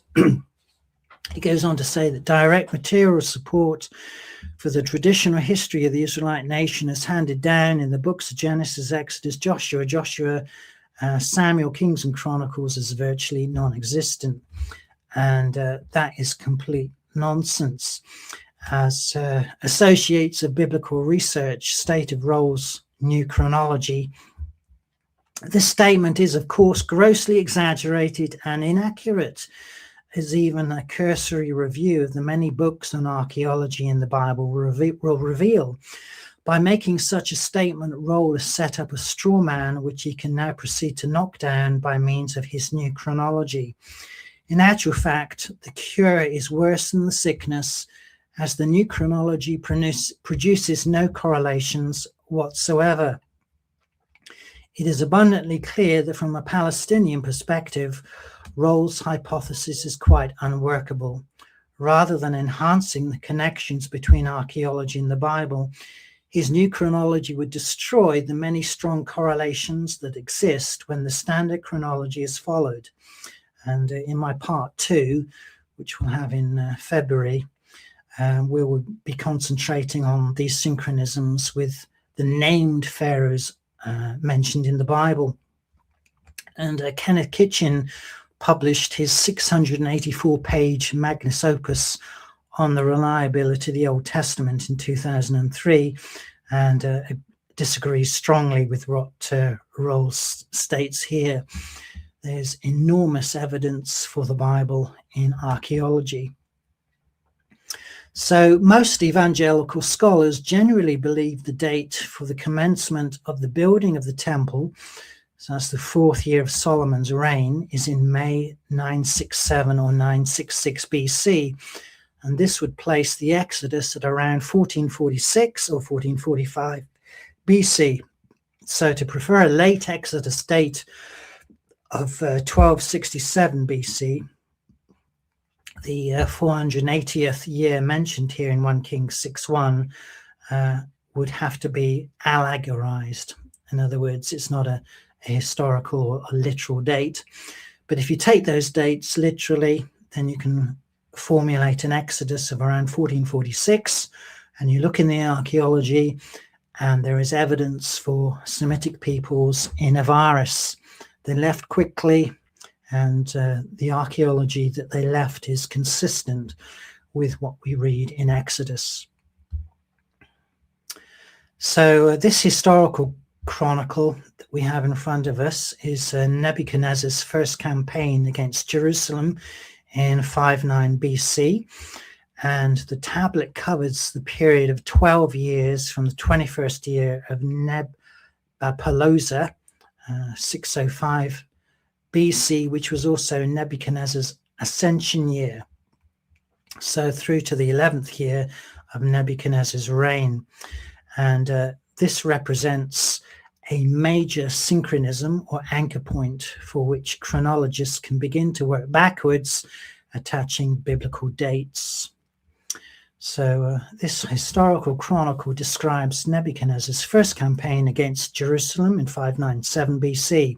So this is a synchronism with Babylonian history. And when we have these written in other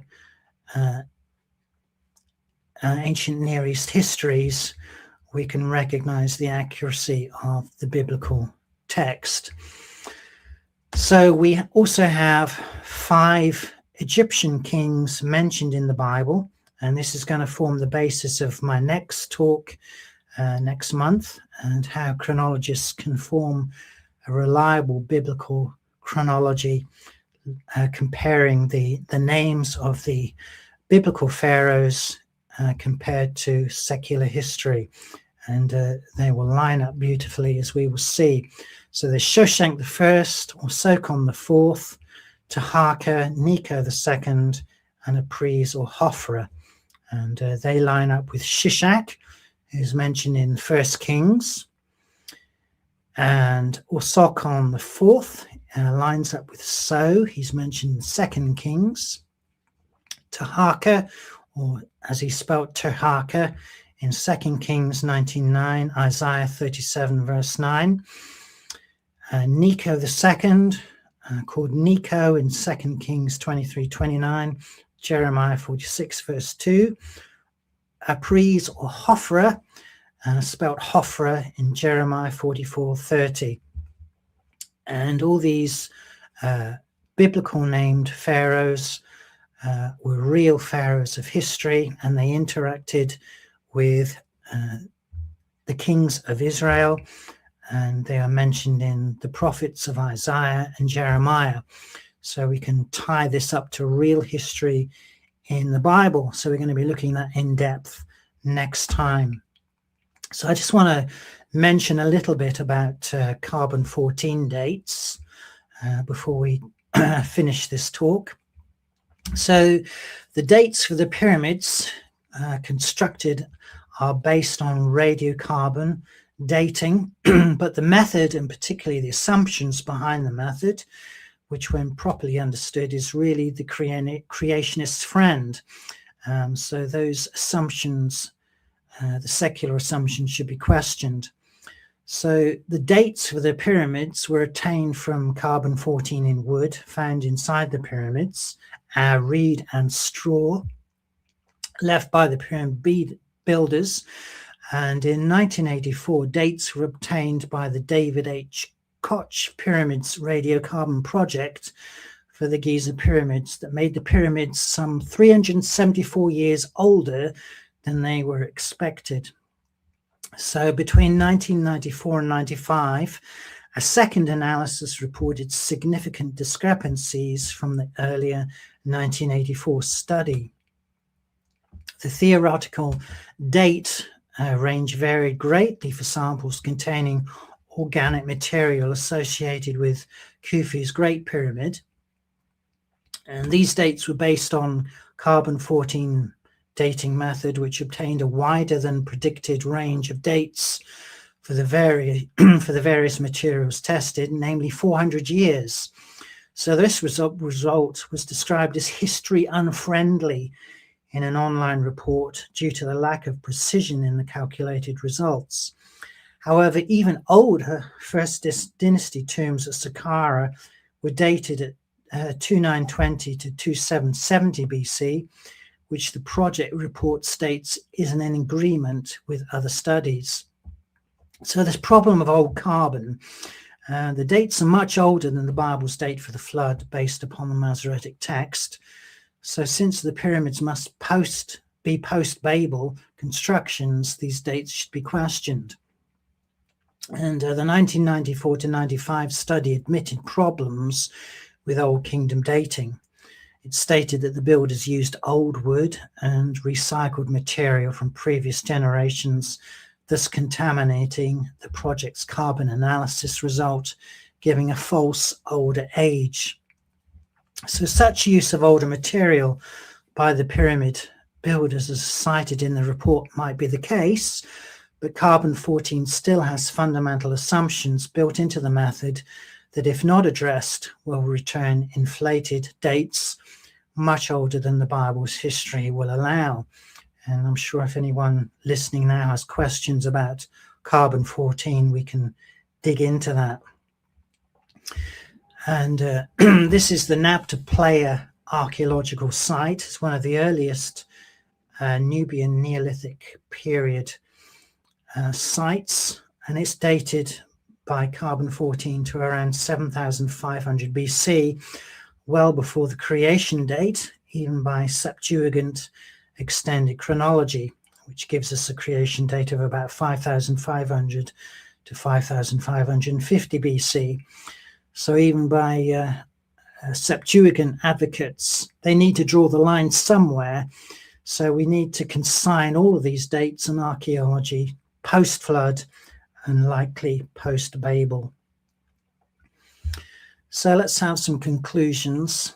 So the acceptance of geological time meant an abandonment of biblical chronology. The acceptance of Manetho's basic chronology in favor of biblical history meant an abandonment of biblical history. So Manetho is criticized amongst Egyptologists, so we shouldn't treat him uncritically. There's no evidence of Exodus in Ramesses II time, so we recognize that Ramesses is actually a gloss, and it's not referring to Ramesses II, but probably Ramesses I. So the evidence of the Exodus is earlier, in the mid-18th dynasty, and a lot of the biblical clues in the text make a lot of sense of what was happening in the 18th dynasty when it comes to the Hyksos Semitic rulers or pharaohs. They weren't native Egyptians. So as many biblical synchronies occur within modified standard chronology, and the first Egyptian dynasties or the pyramids fit after the flood and Babel. So I just want to finish with this thought. John 3:12, if I've told you earthly things and you do not believe, how can you believe if I tell you heavenly things? So if Jesus is in error about Moses, about earth history and chronology, we can't trust him when it comes to earth's future or the central gospel theology and morality that's based upon that history. And if Jesus is in error, the Heavenly Father allowed error to be the basis for central New Testament teaching concerning Adam being the first man and death and bloodshed coming in as a result of the sin of Adam. So I'm sorry, folks, you can't do that with biblical history and theology. Biblical chronology is really important, so let's not give up on the history in the Bible because our future depends on it. And next time we're going to look at how we can construct a reliable biblical chronology using the biblical data, comparing it with ancient Egypt.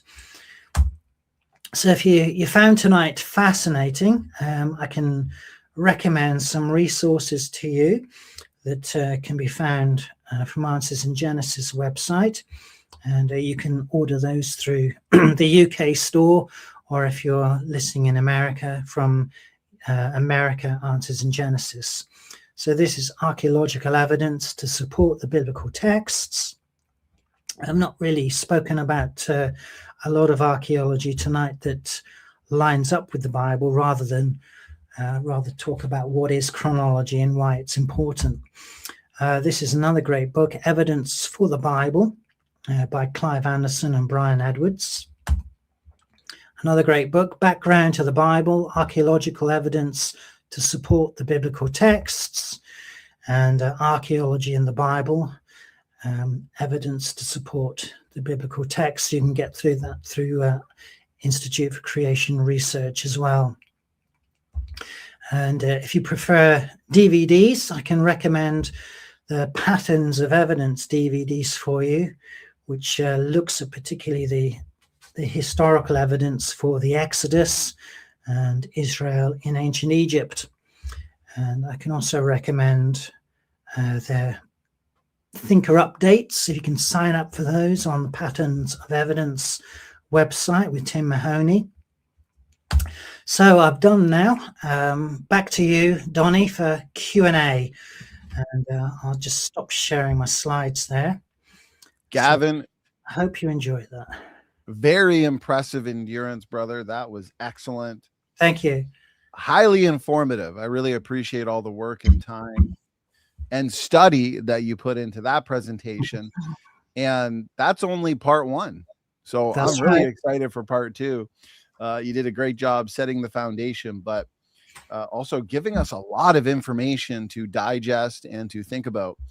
And so I'm already looking forward to rewatching that one. I feel like that presentation deserves a rewatch. We have a lot of positive feedback from the live chat. I've got a lot of notes from what you discussed and presented on. Okay. But a summary from what I have gathered from your presentation is that when Egyptian history is compressed and synchronized properly, I also found it fascinating when you were quoting Egyptologists, showing that the what is typically asserted as Egyptian history, true Egyptian chronology, is not all that it's been purported to be, promoted as. So it's not just creationists or non-secularists arguing this, but when it's synchronized properly, it aligns remarkably well with the biblical timeline. So we have the post-flood world, the dispersion of peoples after Babel, the rapid rise of early civilizations, the emergence of Egypt as a post-Babel kingdom, not an antediluvian one. And I couldn't help but remember aspects of your first two talks, where then we also have memories and in ancient Egypt of both Adam and Eve, of course, and then Noah of the flood, which kind of complements everything that you're saying here. But Gavin, going back to the beginning of your talk, you discussed, and I'd kind of like to put this one to rest, put this one to bed. You talked a little bit about the age of the earth issue when it comes to the Bible, and how when we interpret the Bible correctly, literarily, we understand Genesis as a historical narrative. It's clearly teaching a young earth, not an earth that's millions and billions of years old. It's not teaching evolution. You talked about the gap theory a little bit. The Bible is clearly describing a worldwide flood, especially with the usage of the emphatic language, all the high hills, all the high mountains, and the whole heaven, so on and so forth. I'm curious, though. We understand old earth creationists, very prominent old earth creationists. They argue that the Hebrew noun for day, yom, actually has 4 distinct literal definitions. We hear this all the time. And they'll say one of them is a long, finite period of time. And so therefore, they'll argue that perhaps we can interpret the 24-hour days in Genesis as being long periods of time. Therefore, we don't necessitate a young earth, Gavin. In your opinion, I understand there's many different ways to engage that. In your opinion, what's the best way to address that objection? Yeah, I mean, we understand the meaning of a word through its context. And so the clear context of the way the Hebrew word yom for day is used in Genesis is with a number and a morning and an evening. So whenever that occurs in the Hebrew Bible, that's always referring to a literal day. There's another phenomenon that the first usage of a word is always the literal sense.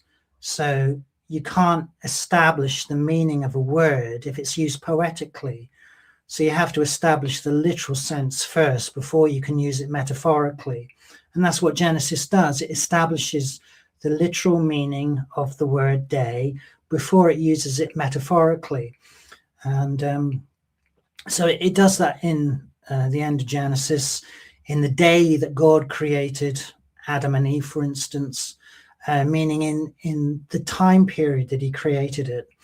But we already know what day means through the context of the first day. And Ahad is day 1. And the way the Hebrew works there is it means this is what a day means, literally, in the Hebrew. So the evening and the morning, day 1 or a day, and that's how it defines day there, yom. It is a morning and evening and a number, and that works in any language in the world as well, not just Hebrew. So if I was to say I'll meet you on the 4th day of the week, Donny, in the afternoon, you won't be there scratching your head thinking, oh, I wonder what Gavin meant. Is he being metaphorical? Perhaps he's using it in a poetic sense. Maybe a period of months or years.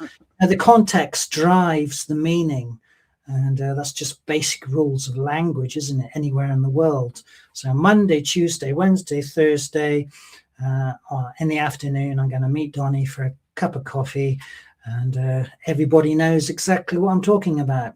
So unless you impose millions of years onto the Bible, then the Bible speaks for itself very clearly, very plainly, through the natural understanding of Hebrew grammar, and the way the word is used in context drives the meaning. Number, morning and evening always means a natural understanding of a literal day.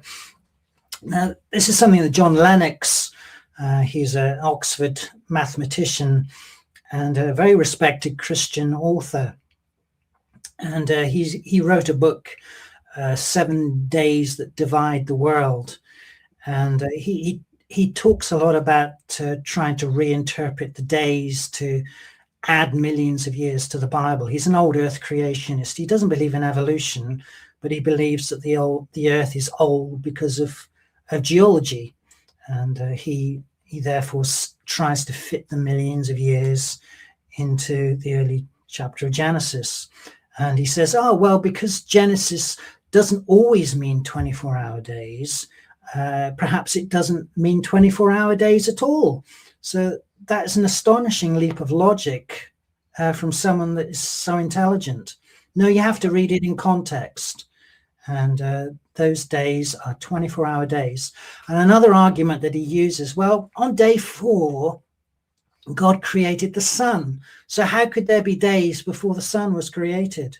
Right. And he doesn't really answer that, but it's very, very simple. So, Mr. Lennox, how long does it take for the Earth to revolve on its axis? 24-hour days. And all you need is a light source. And what was the first thing that God said? Let there be light. So it's no mystery, really. You can't get around the fact that the days are just normal days. And, going back to that quote by James Barr, he was a professor of Hebrew, world-renowned professor, and he said, I know of no Hebrew professor at any world class university that does not believe that the writer of Genesis intended to convey the meaning to his audience, that creation was established in a 6-day working week, and those days were literal days. And of course, when you tie that into Exodus, what's it, the chapters 30 and 20 something, God reminds Israel to obey the Sabbath. And he said, because I created in 6 days and rested on the 7th, you shall have the Sabbath. And he said that twice in Exodus to Moses and Israel. And the whole concept of a Sabbath rest falls down if those aren't literal 24-hour days, and God didn't rest on the 7th day. It makes no sense at all. God is made to be a liar, and that's a serious thing, that when we try and reinterpret the days of Genesis, reinterpret the clear history outlined in Genesis, we actually make God to be a liar. And worse than that, the New Testament is founded upon the history in Genesis, the Pauline gospel, that God created everything perfect in the beginning, and that death and bloodshed came in as a result of Adam's first sin, is foundational to the gospel itself. That's why the Creator stepped into the creation that he made to redeem it back to himself, because he didn't design it that way, not with death and suffering. That's a result of our sin. So the Creator became one of us, died in our place, so that we don't have to die as a result of sin. So, when you remove that from the gospel, when you remove that from the Bible and try and reinterpret the days to fit in with millions of years, you rip out the heart of the gospel, the foundation of the gospel, and even question the legitimacy of Jesus Christ himself. So it's a serious thing. Amen. That was an incredible answer, a clip-worthy answer there for sure. And we're called in the Bible to not put our faith in the wisdom of man, but in the power of God. And you said something that caught my attention. For example, John Lennox, very intelligent. He's one of the first Christian apologists that I became aware of years ago, does a great job defending Christianity in many ways. But then it's a shame when really intelligent people end up employing these kinds of arguments to get away from what Genesis and the Bible as a whole are clearly teaching. And sometimes I think many go with these arguments, which I think are not very strong, because perhaps they are putting too much faith or confidence in what man is saying about the origins of the universe, the origins of life and biodiversity. And Gavin, I'm wondering, is it true that God could have used other Hebrew terms like dor, D-O-R, which could mean generation or long ages, or other time flexible expressions in Genesis, yet, as you've pointed out, he consistently uses yom with numerical qualifiers, first day, second day, etc. And context is key. As you said there, context really can tell us how we should interpret yom or day whenever it's used. And you made a good illustration. If you and I on the 4th day were to meet up and have some coffee, which sounds good. I love coffee. I'm a big coffee drinker, so that sounds pretty good. And so I think all of those were great points. But Gavin, I am curious about the question dealing with other potential Hebrew terms that if old earth creation were true, could God have used those instead? Absolutely. Yeah. I mean, if God cannot convey to his creatures plain, simple information, then we can't trust God at all about anything that he says. So if God created over millions of years, he would tell us what he did. He could say, for instance, God took Abraham out of his tent and told him to look up to the stars, and he said, that's how many descendants you're going to have. God could have said, look up at the stars, see if you can count them. That's how many years I took to create everything. But God doesn't say that. He's very clear, very plain about the language that he uses to convey the simple fact that he created everything in the universe, everything on earth, all life, in 6 literal 24-hour days, and rested on the 7th. And that is the basis for the Sabbath that he reiterated to Moses and Israel. So, language is important, and we can't reinterpret it.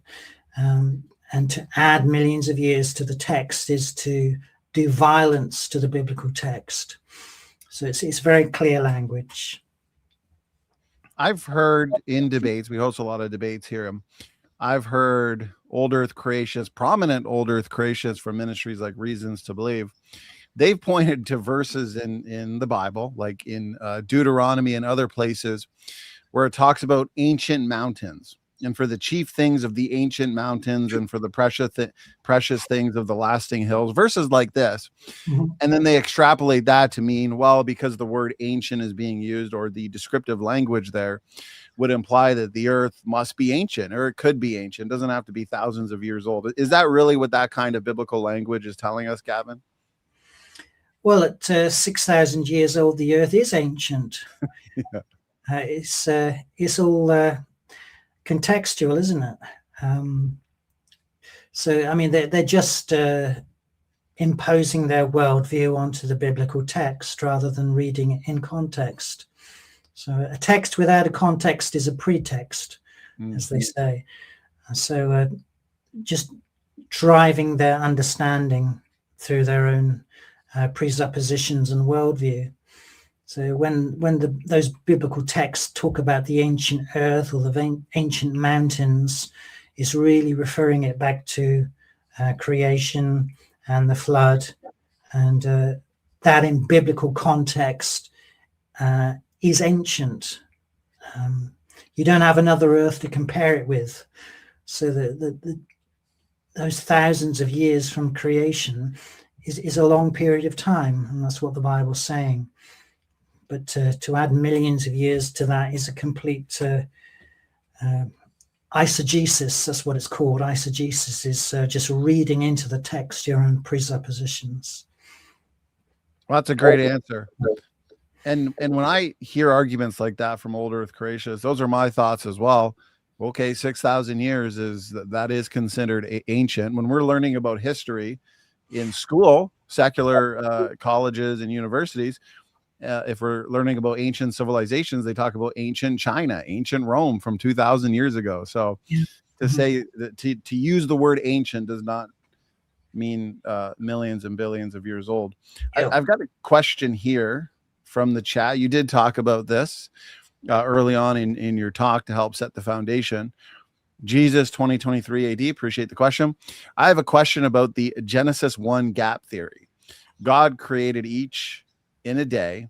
Gap theory says there was a time between Genesis 1 and Genesis 1-2. Basically, if I remember correctly, and the earth was without form and void. Mm-hmm. And so at this point, there was some kind of war with Satan, and it had to be restructured. I'm curious, what would be the best way to debunk gap theory, Gavin?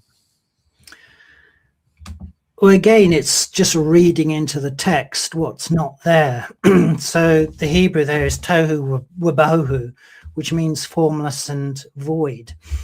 And often they try and read into that from Isaiah, Right. talking about a wasteland or desert land. So the Hebrew words,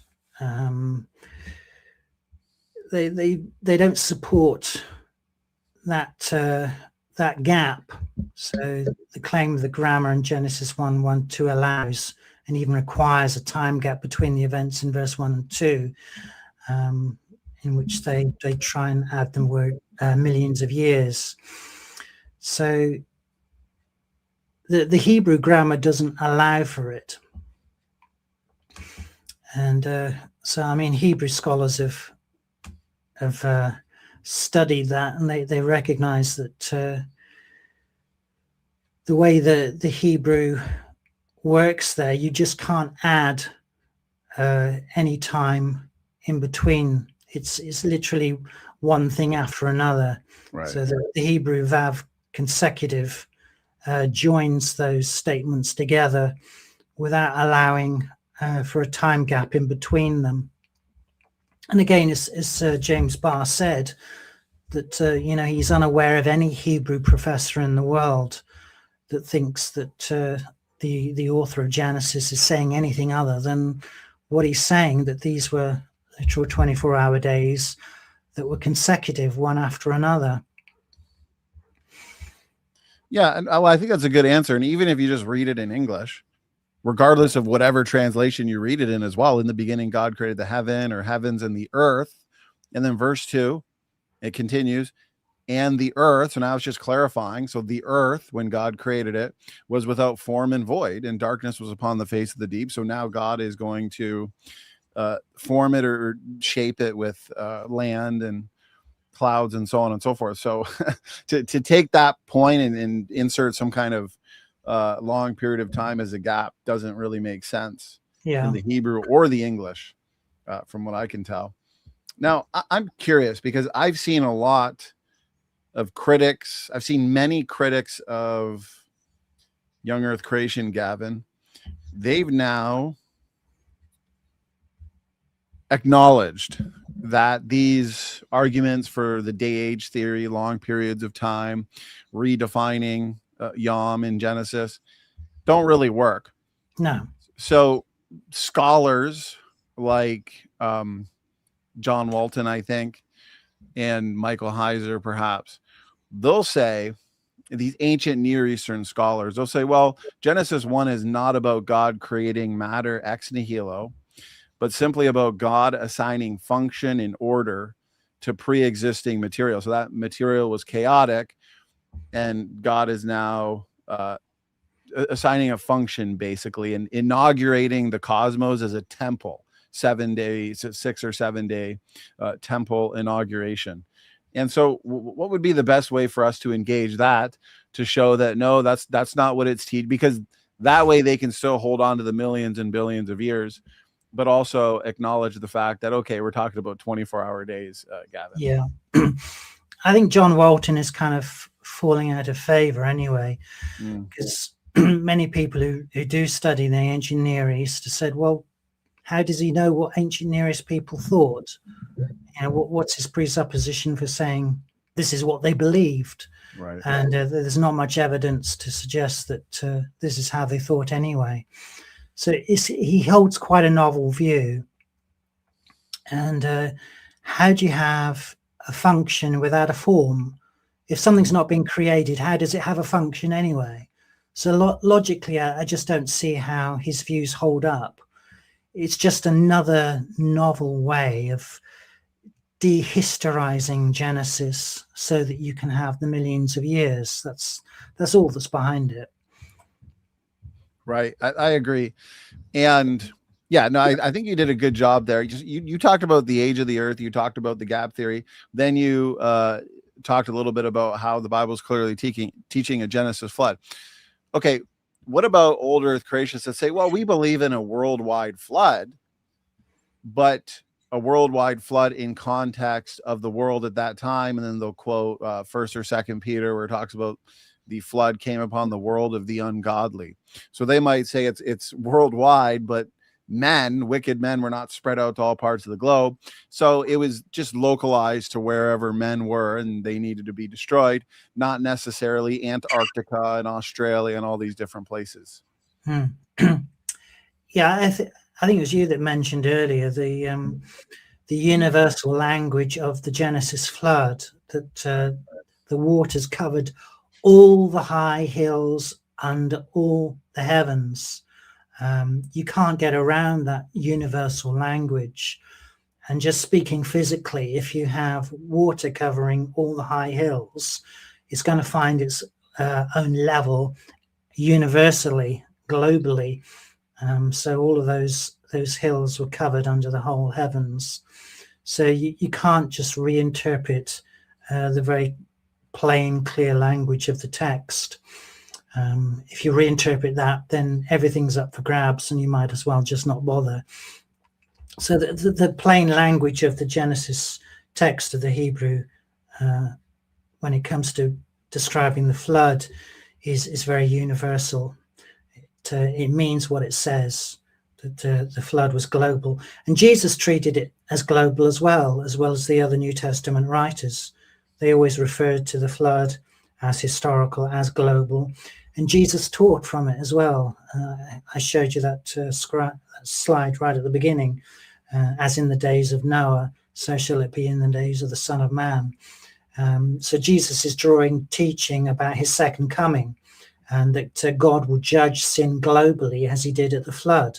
So if you just say that the flood was local, a Mesopotamian affair, God just judged the sins of the people there, then is God going to judge the sins of the people in Iraq, maybe, in the same geographical location? It makes no sense at all.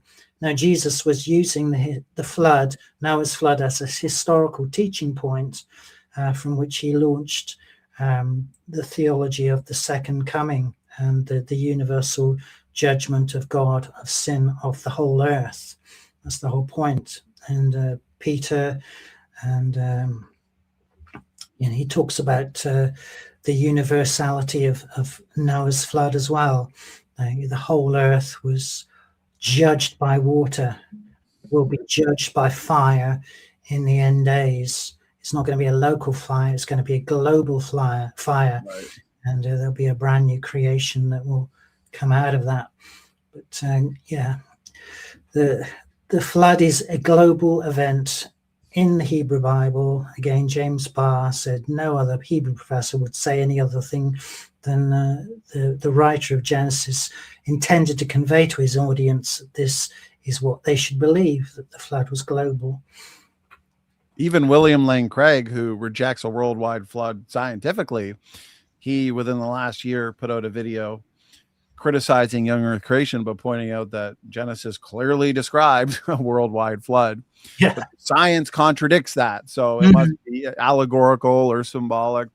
So even he's not convinced by the local flood theory, because if he was, he could have said, well, no, it's, teaching some kind of local flood. And that's one of my favorite points that you made for a global flood is 2 Peter 3, the world that then was being overflowed with water that perished, followed by the coming judgment by fire. Well, if the middle event could be local, or even how they explain it worldwide, but just whatever that localized world was, then are you saying that the judgment by fire is just coming to a local city near you? And then this whole idea, the world of the ungodly. Okay, I think you nailed it, because why does Genesis describe all flesh, all land, and all the high mountains being covered?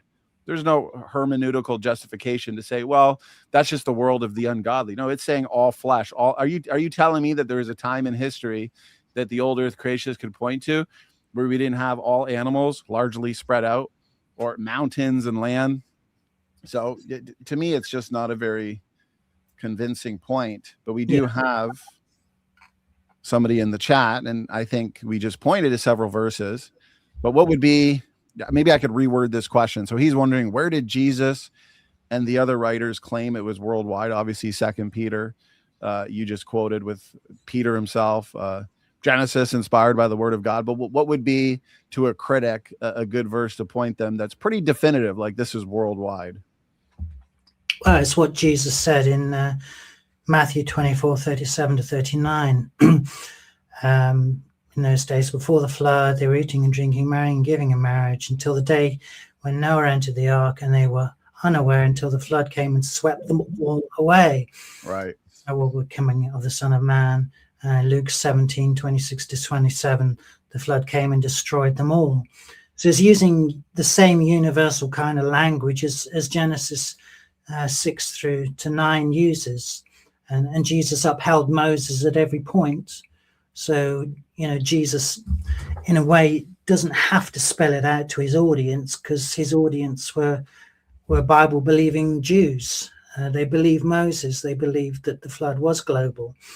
But, there's enough clues in what Jesus says there for us to understand that Jesus was referring to the global flood of Noah's day.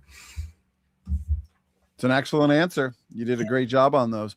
Okay, so Gavin, moving into so many good points that you made. I mean, it's just a rewatchable presentation. I want to ask this.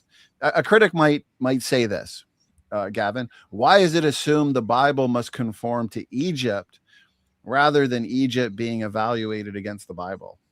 Yeah, because because the church gave up the history in the Bible. So if secular people can see that the church doesn't accept the Bible as historical and trustworthy, why should they? So biblical archaeology got off to a wrong footing by placing Ramesses II as the pharaoh of the Exodus. And so archaeologists will look in the time of Ramesses II and they'll say, well, there isn't any evidence for Israel in Egypt.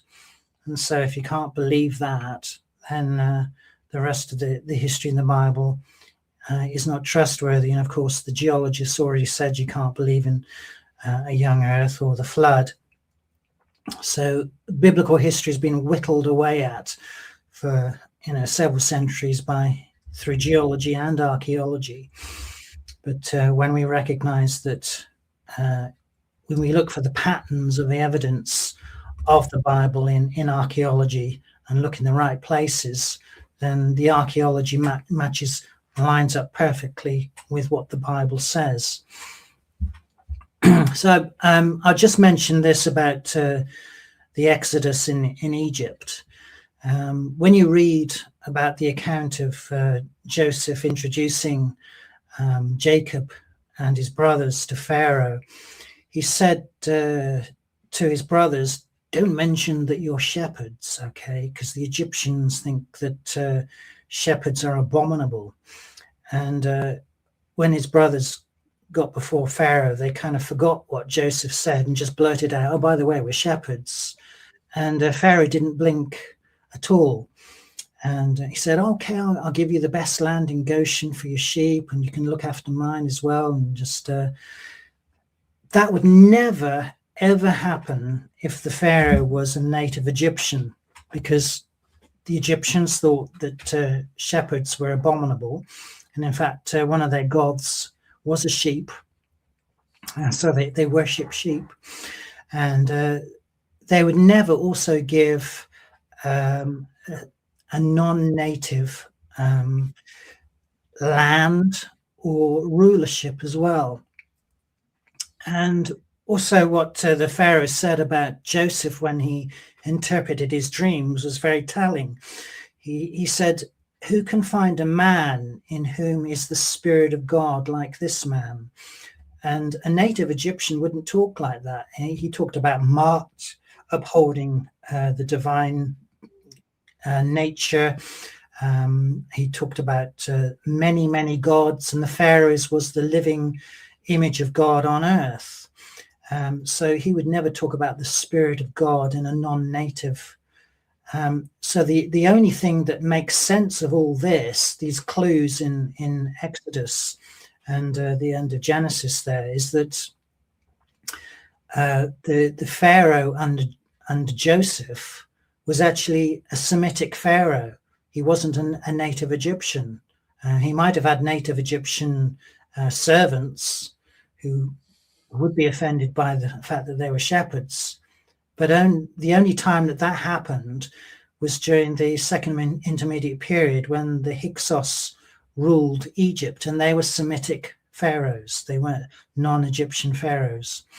So if you had a Semitic pharaoh in the 18th dynasty, he would have said those things that are recorded. But Ramesses II would never have said that. And it makes sense that the pharaoh that did not know Joseph was a native Egyptian. And so everything went back to the norm. And that's why the Egyptians enslaved Israel. And that's when you start getting the treatment and the language used that would be typical of a native Egyptian treating a non-native Egyptian society within its ranks. So the 18th dynasty is the place to look for Joseph and then the Exodus. And that's where Manfred Bietek has been digging, and that's where he's found the archaeology in the right place at the right time. But because he's tied to a more old-fashioned chronology, as it were, and the pharaoh was Ramesses II, then he's saying, no, these Semitic peoples living in Goshen or Avaris are much too old. They can't be Jewish. They can't be Israelites. So it's all dependent on your understanding of chronology. And if you start with the Bible first and look out and start hanging your historical data on the biblical data, then it all starts to make sense. It all starts to line up. And I'd recommend those DVDs by Tim Mahoney, Patterns of Evidence, and he uses this same sort of thinking, looking at the patterns of evidence and comparing it with what we find in ancient Egypt. And when we start with the history in the Bible, it all starts to line up beautifully. It was really interesting information. I think that's why this program was so important, to set the foundation and have us understand the importance of chronology issues before we dig a little deeper. So essentially in what you're saying there, plus in your presentation, we shouldn't put too much faith and merit then in movies, although good movies like the 10 Commandments and Prince of Egypt, where they portray the Pharaoh as Ramses, for example. We shouldn't put too much merit into that, because then it just leads to problems that don't actually exist. Yeah. Ramesses II, he was the biggest builder. So he must have been the Pharaoh of the Exodus. He must have been the oppressor of the Israelites. But when you start with that, then the archaeologists would dig at that time period, and they're telling the truth when they say there's no evidence for Israel in Egypt. So yeah, we would say that Ramesses, referred to in Joseph, when he came and settled in the land of Ramesses, and then the Israelites leaving Ramesses in Exodus, that is a gloss. And it would make sense if that gloss was written by Joshua. And the Bible actually tells us that Joshua wrote parts of the Torah, he updated it. And so he would have updated it to his audience. And in that history, there was a Ramesses I. And so his audience would have understood that area as being the land of Ramesses I, where he would have had his city, which was over Avaris or Goshen.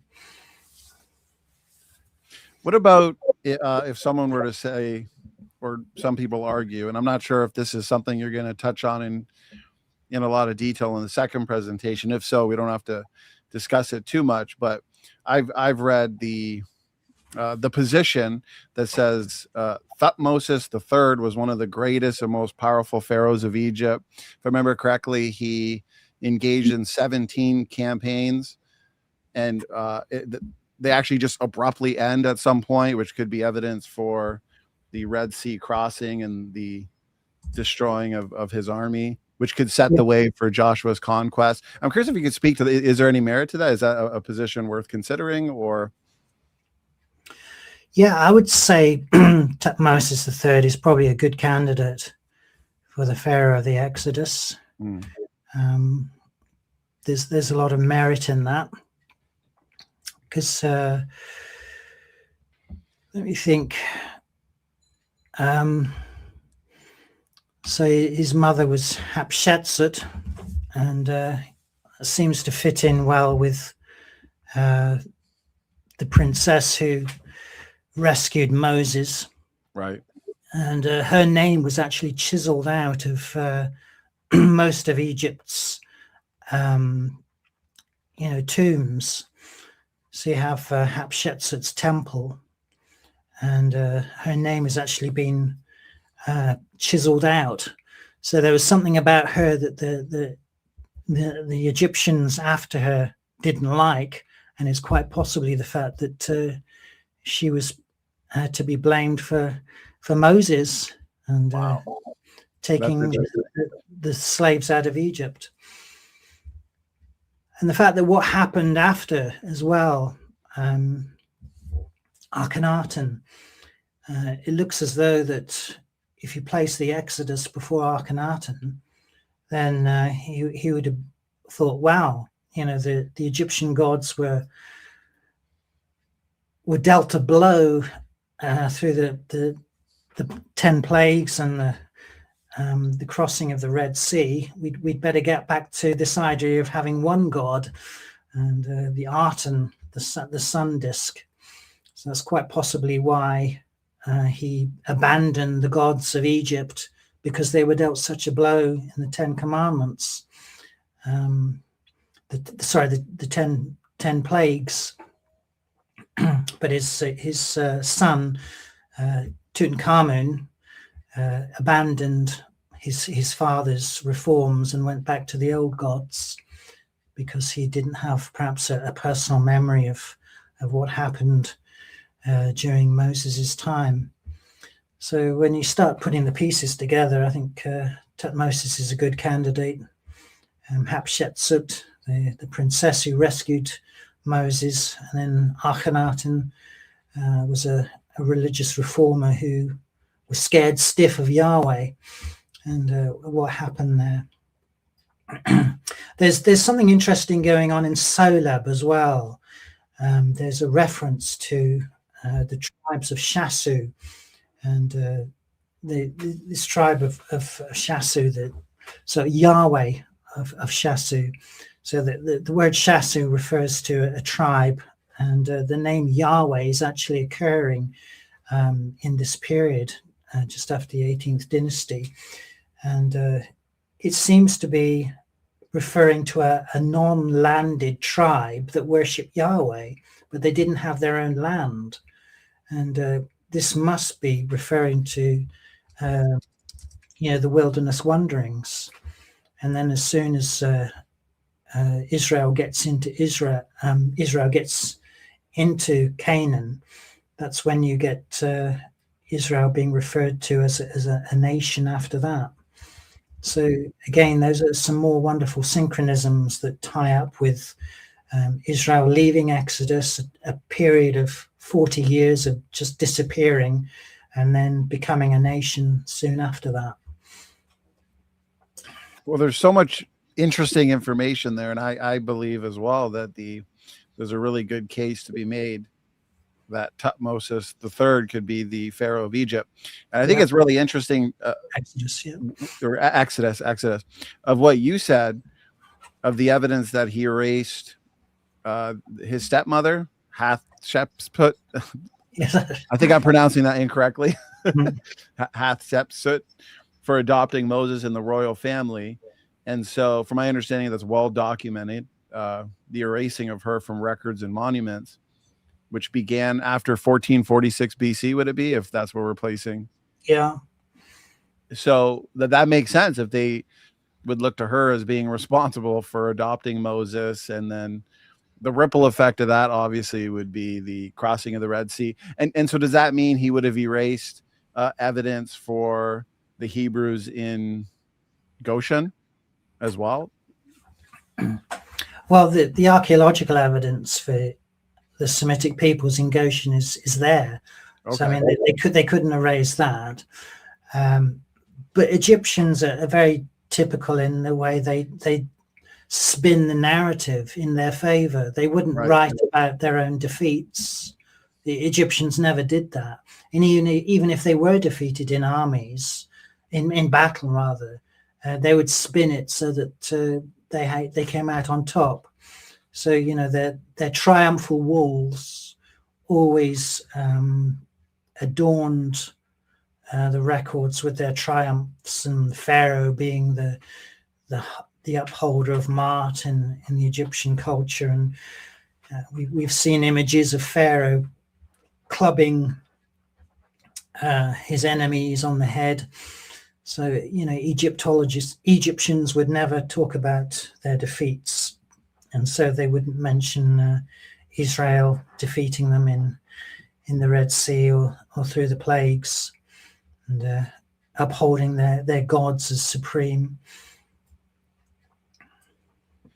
So, okay, so I see what you're saying. So it's not like they could actually erase the Hebrews from Goshen because we've got archaeological evidence, but they could twist the narrative to make it sound to work in their favor, obviously, because very prideful people, they wouldn't want to admit defeat in those records. So with those details, they could twist or erase certain details with the plagues and the Red Sea and so on.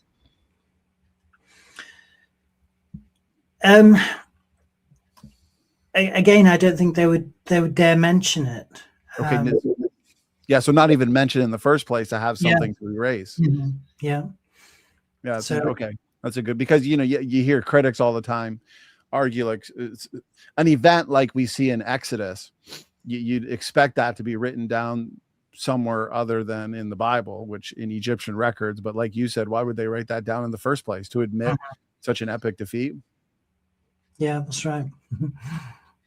So what if people say, well, if we're going to take what you're saying to be true, which there's a lot of good evidence for in terms of the real chronology of Egyptian history that lines up with the Bible, including taking into account the overlap that extends the dates. I've heard critics say, well, if you're going to compress the timeline, then there's just too much history now to explain or account for in the compressed timeline. So it's better to have more of an extended timeline to explain all the history. What would be a good response to that? I would say that there's far more latitude to compress Egyptian history at the beginning, the pre-dynastic in the Old Kingdom. There's so much less archaeology compared to the New Kingdom, which is where David Roll tries to do his compressions. It doesn't work. So the further you go back, the less archaeology there is. And the idea that that pharaohs could have been ruling concurrently rather than consecutively in the intermediate periods and in the Old Kingdom, I think is virtually fact. And so you can do all your compression there. And that's where it would make sense to, cut several centuries out. And by doing that, that would align with the biblical dates. Wow, it's so interesting. So, okay, then to a secularist, what happens to secular ancient history if Egyptian chronology is revised downward? Because now they have to basically admit that, okay, yeah, this does align with biblical history, but we still don't believe the Bible's account. Mm-hmm. Well, Egyptologists know there are problems with an extended chronology when it comes to comparing it with the other ancient Near East cultures. So when I was doing my master's in theology at Exeter University, I did a course on Introduction to Egyptology with a chap called Robert Morcott, and he was one of the co-authors of a book called Centuries of Darkness with Peter James. And that book, when it was published, caused real ripples in Egyptology. And it was a bit of a bombshell, because they actually showed that because Egyptian chronology is overextended, there appear to be periods of darkness, if you like, where nothing was going on in other cultures around the world when there should have been. And when you compress Egyptian chronology, then that affects other chronologies in the ancient Near East as well. And you start to get, a real picture of, culture and what life is, rather than this idea that there were centuries where nothing was happening at all. So Egyptian chronology doesn't just affect biblical chronology, it affects, the chronology of Mesopotamia, Babylon, Sumer, ancient Greece, and the entire ancient Near East. So if you get Egyptian chronology wrong, then that affects everything, not just biblical chronology. Well, that answers the next question I had about how do we understand if Egyptian chronology is right or wrong, how does that affect the other ancient Near Eastern civilizations? So that's helpful there. Lynn is wondering, could Ham and his children have built the pyramids? No, because Ham and his tribe came in the pre-dynastic period. But if you watched my talk, and I talked about the theological significance of the pyramids, it talks about the primeval mound rising up out of the primeval ocean, and that's where the idea of the pyramids comes from. And there are a couple of creation accounts in ancient Egypt that talk about the primeval mound coming up, and one of them is in Heliopolis, and refers to Artem rising up on the mound and starting to create. And then the other one is in Hermopolis, which celebrates the Ogdode, or the Eight, and they came up on the mound and started to create. And that seems to refer to, what I was saying is that these are the history of Adam and Eve passed down, and Ham, his eyewitness account of Ararat coming up out of the flood waters, and the Adam and Eve account being turned into Artem, creating. And when God said, let the land appear, and it came out of the water at creation, that primeval mound was there at creation. Then at the end of the flood, the primeval mound came up as Ararat, and they would have seen that firsthand and have had major impact upon Ham's psyche, if you like, and he would have taken that and Noah's account and Noah's teachings into ancient Egypt. And that whole idea of the primeval mound coming out of the primeval ocean would have been there at the very beginning of Egypt. And that's the idea of the solar temples. They represented the primeval mound, and they were before the pyramids.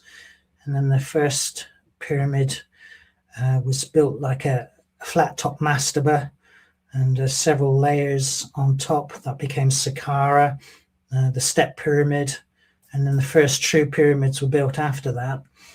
They all represented the primeval mound, which was Ham's account of the flood and also his teachings about creation. So yeah, there are very profound connections with ancient Egypt, the pyramids, and creation and the flood. I look into those in my first two talks. So if Lynn Mitzi 1643 wants to go and look those up, she'll find some fascinating evidence. Amen. I highly recommend those first two programs to people. I've got them linked in the description box of this video, as well as links to where you can read a lot of Gavin's articles and papers on this issue. Gavin, another excellent presentation, highly informative. And I really enjoy these Q&As as well, because I can ask you clarifying questions. And I've learned so much from you on this issue, Adam and Eve in ancient Egypt, knowing the flood in ancient Egypt, and now resolving the chronology conundrum, biblical versus Egyptian history. So I'm really pumped for your next talk next month. I'm excited, February 16th, for those interested. I could ask you questions all day. I'll save any follow-up questions for that program. But to kind of wind things down and wrap it up with a final question and give some final words, final thoughts. If someone only remembers one takeaway from your presentation, Gavin, what should it be? One takeaway. Trust the history in the Bible. Amen. It'll pan out in the end.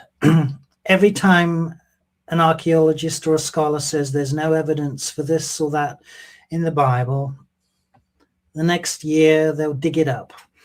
And there's been so many archaeological discoveries in Israel and Jerusalem that mention names in the Bible of, not just kings, but they're minor courtiers and prophets. And there's so many things that have been discovered that, match the Bible perfectly. So just start with a simple faith, trust the Bible, and you will see it demonstrated to the world time and time again. Amen. That is a great response. We can trust God's word. And it's just incredible as time goes on, more and more discoveries come about in all fields: history, Egyptian chronology, genetics, biology, geology, you name it. And it lines up beautifully with what the Bible says. That's why I like to say good science, in this case, good history, a good understanding of Egyptian chronology affirms good scripture. I say good scripture because there's a lot of bad interpretations out there, which, Gavin, you did a great job here during this program, showing why they don't work. Old earth creation, theistic evolution, and the gap theory. So, okay, I appreciate your time. You're an encyclopedia worth of information, Gavin, on these topics. I'm really excited for next month, February 16th, for the second part of this two-part series. And so, Gavin, thanks again for joining me on Standing for Truth. Thanks for having me. Bless you. Okay, brother. God bless you. To the audience, thank you so much for tuning in. I hope you all enjoyed this as much as I did. I've learned a lot. I learn a lot every time we do a program here with Gavin. A lot of good clip-worthy moments as well. So we'll make sure to put out several clips from this program, and then that'll help encourage people to watch the entirety of it, because there's just so much good information here. And it really is just a great time to be a biblical Christian, a biblical creation. So God bless you all. Thank you so much for tuning in, and Standing for Truth is signing off.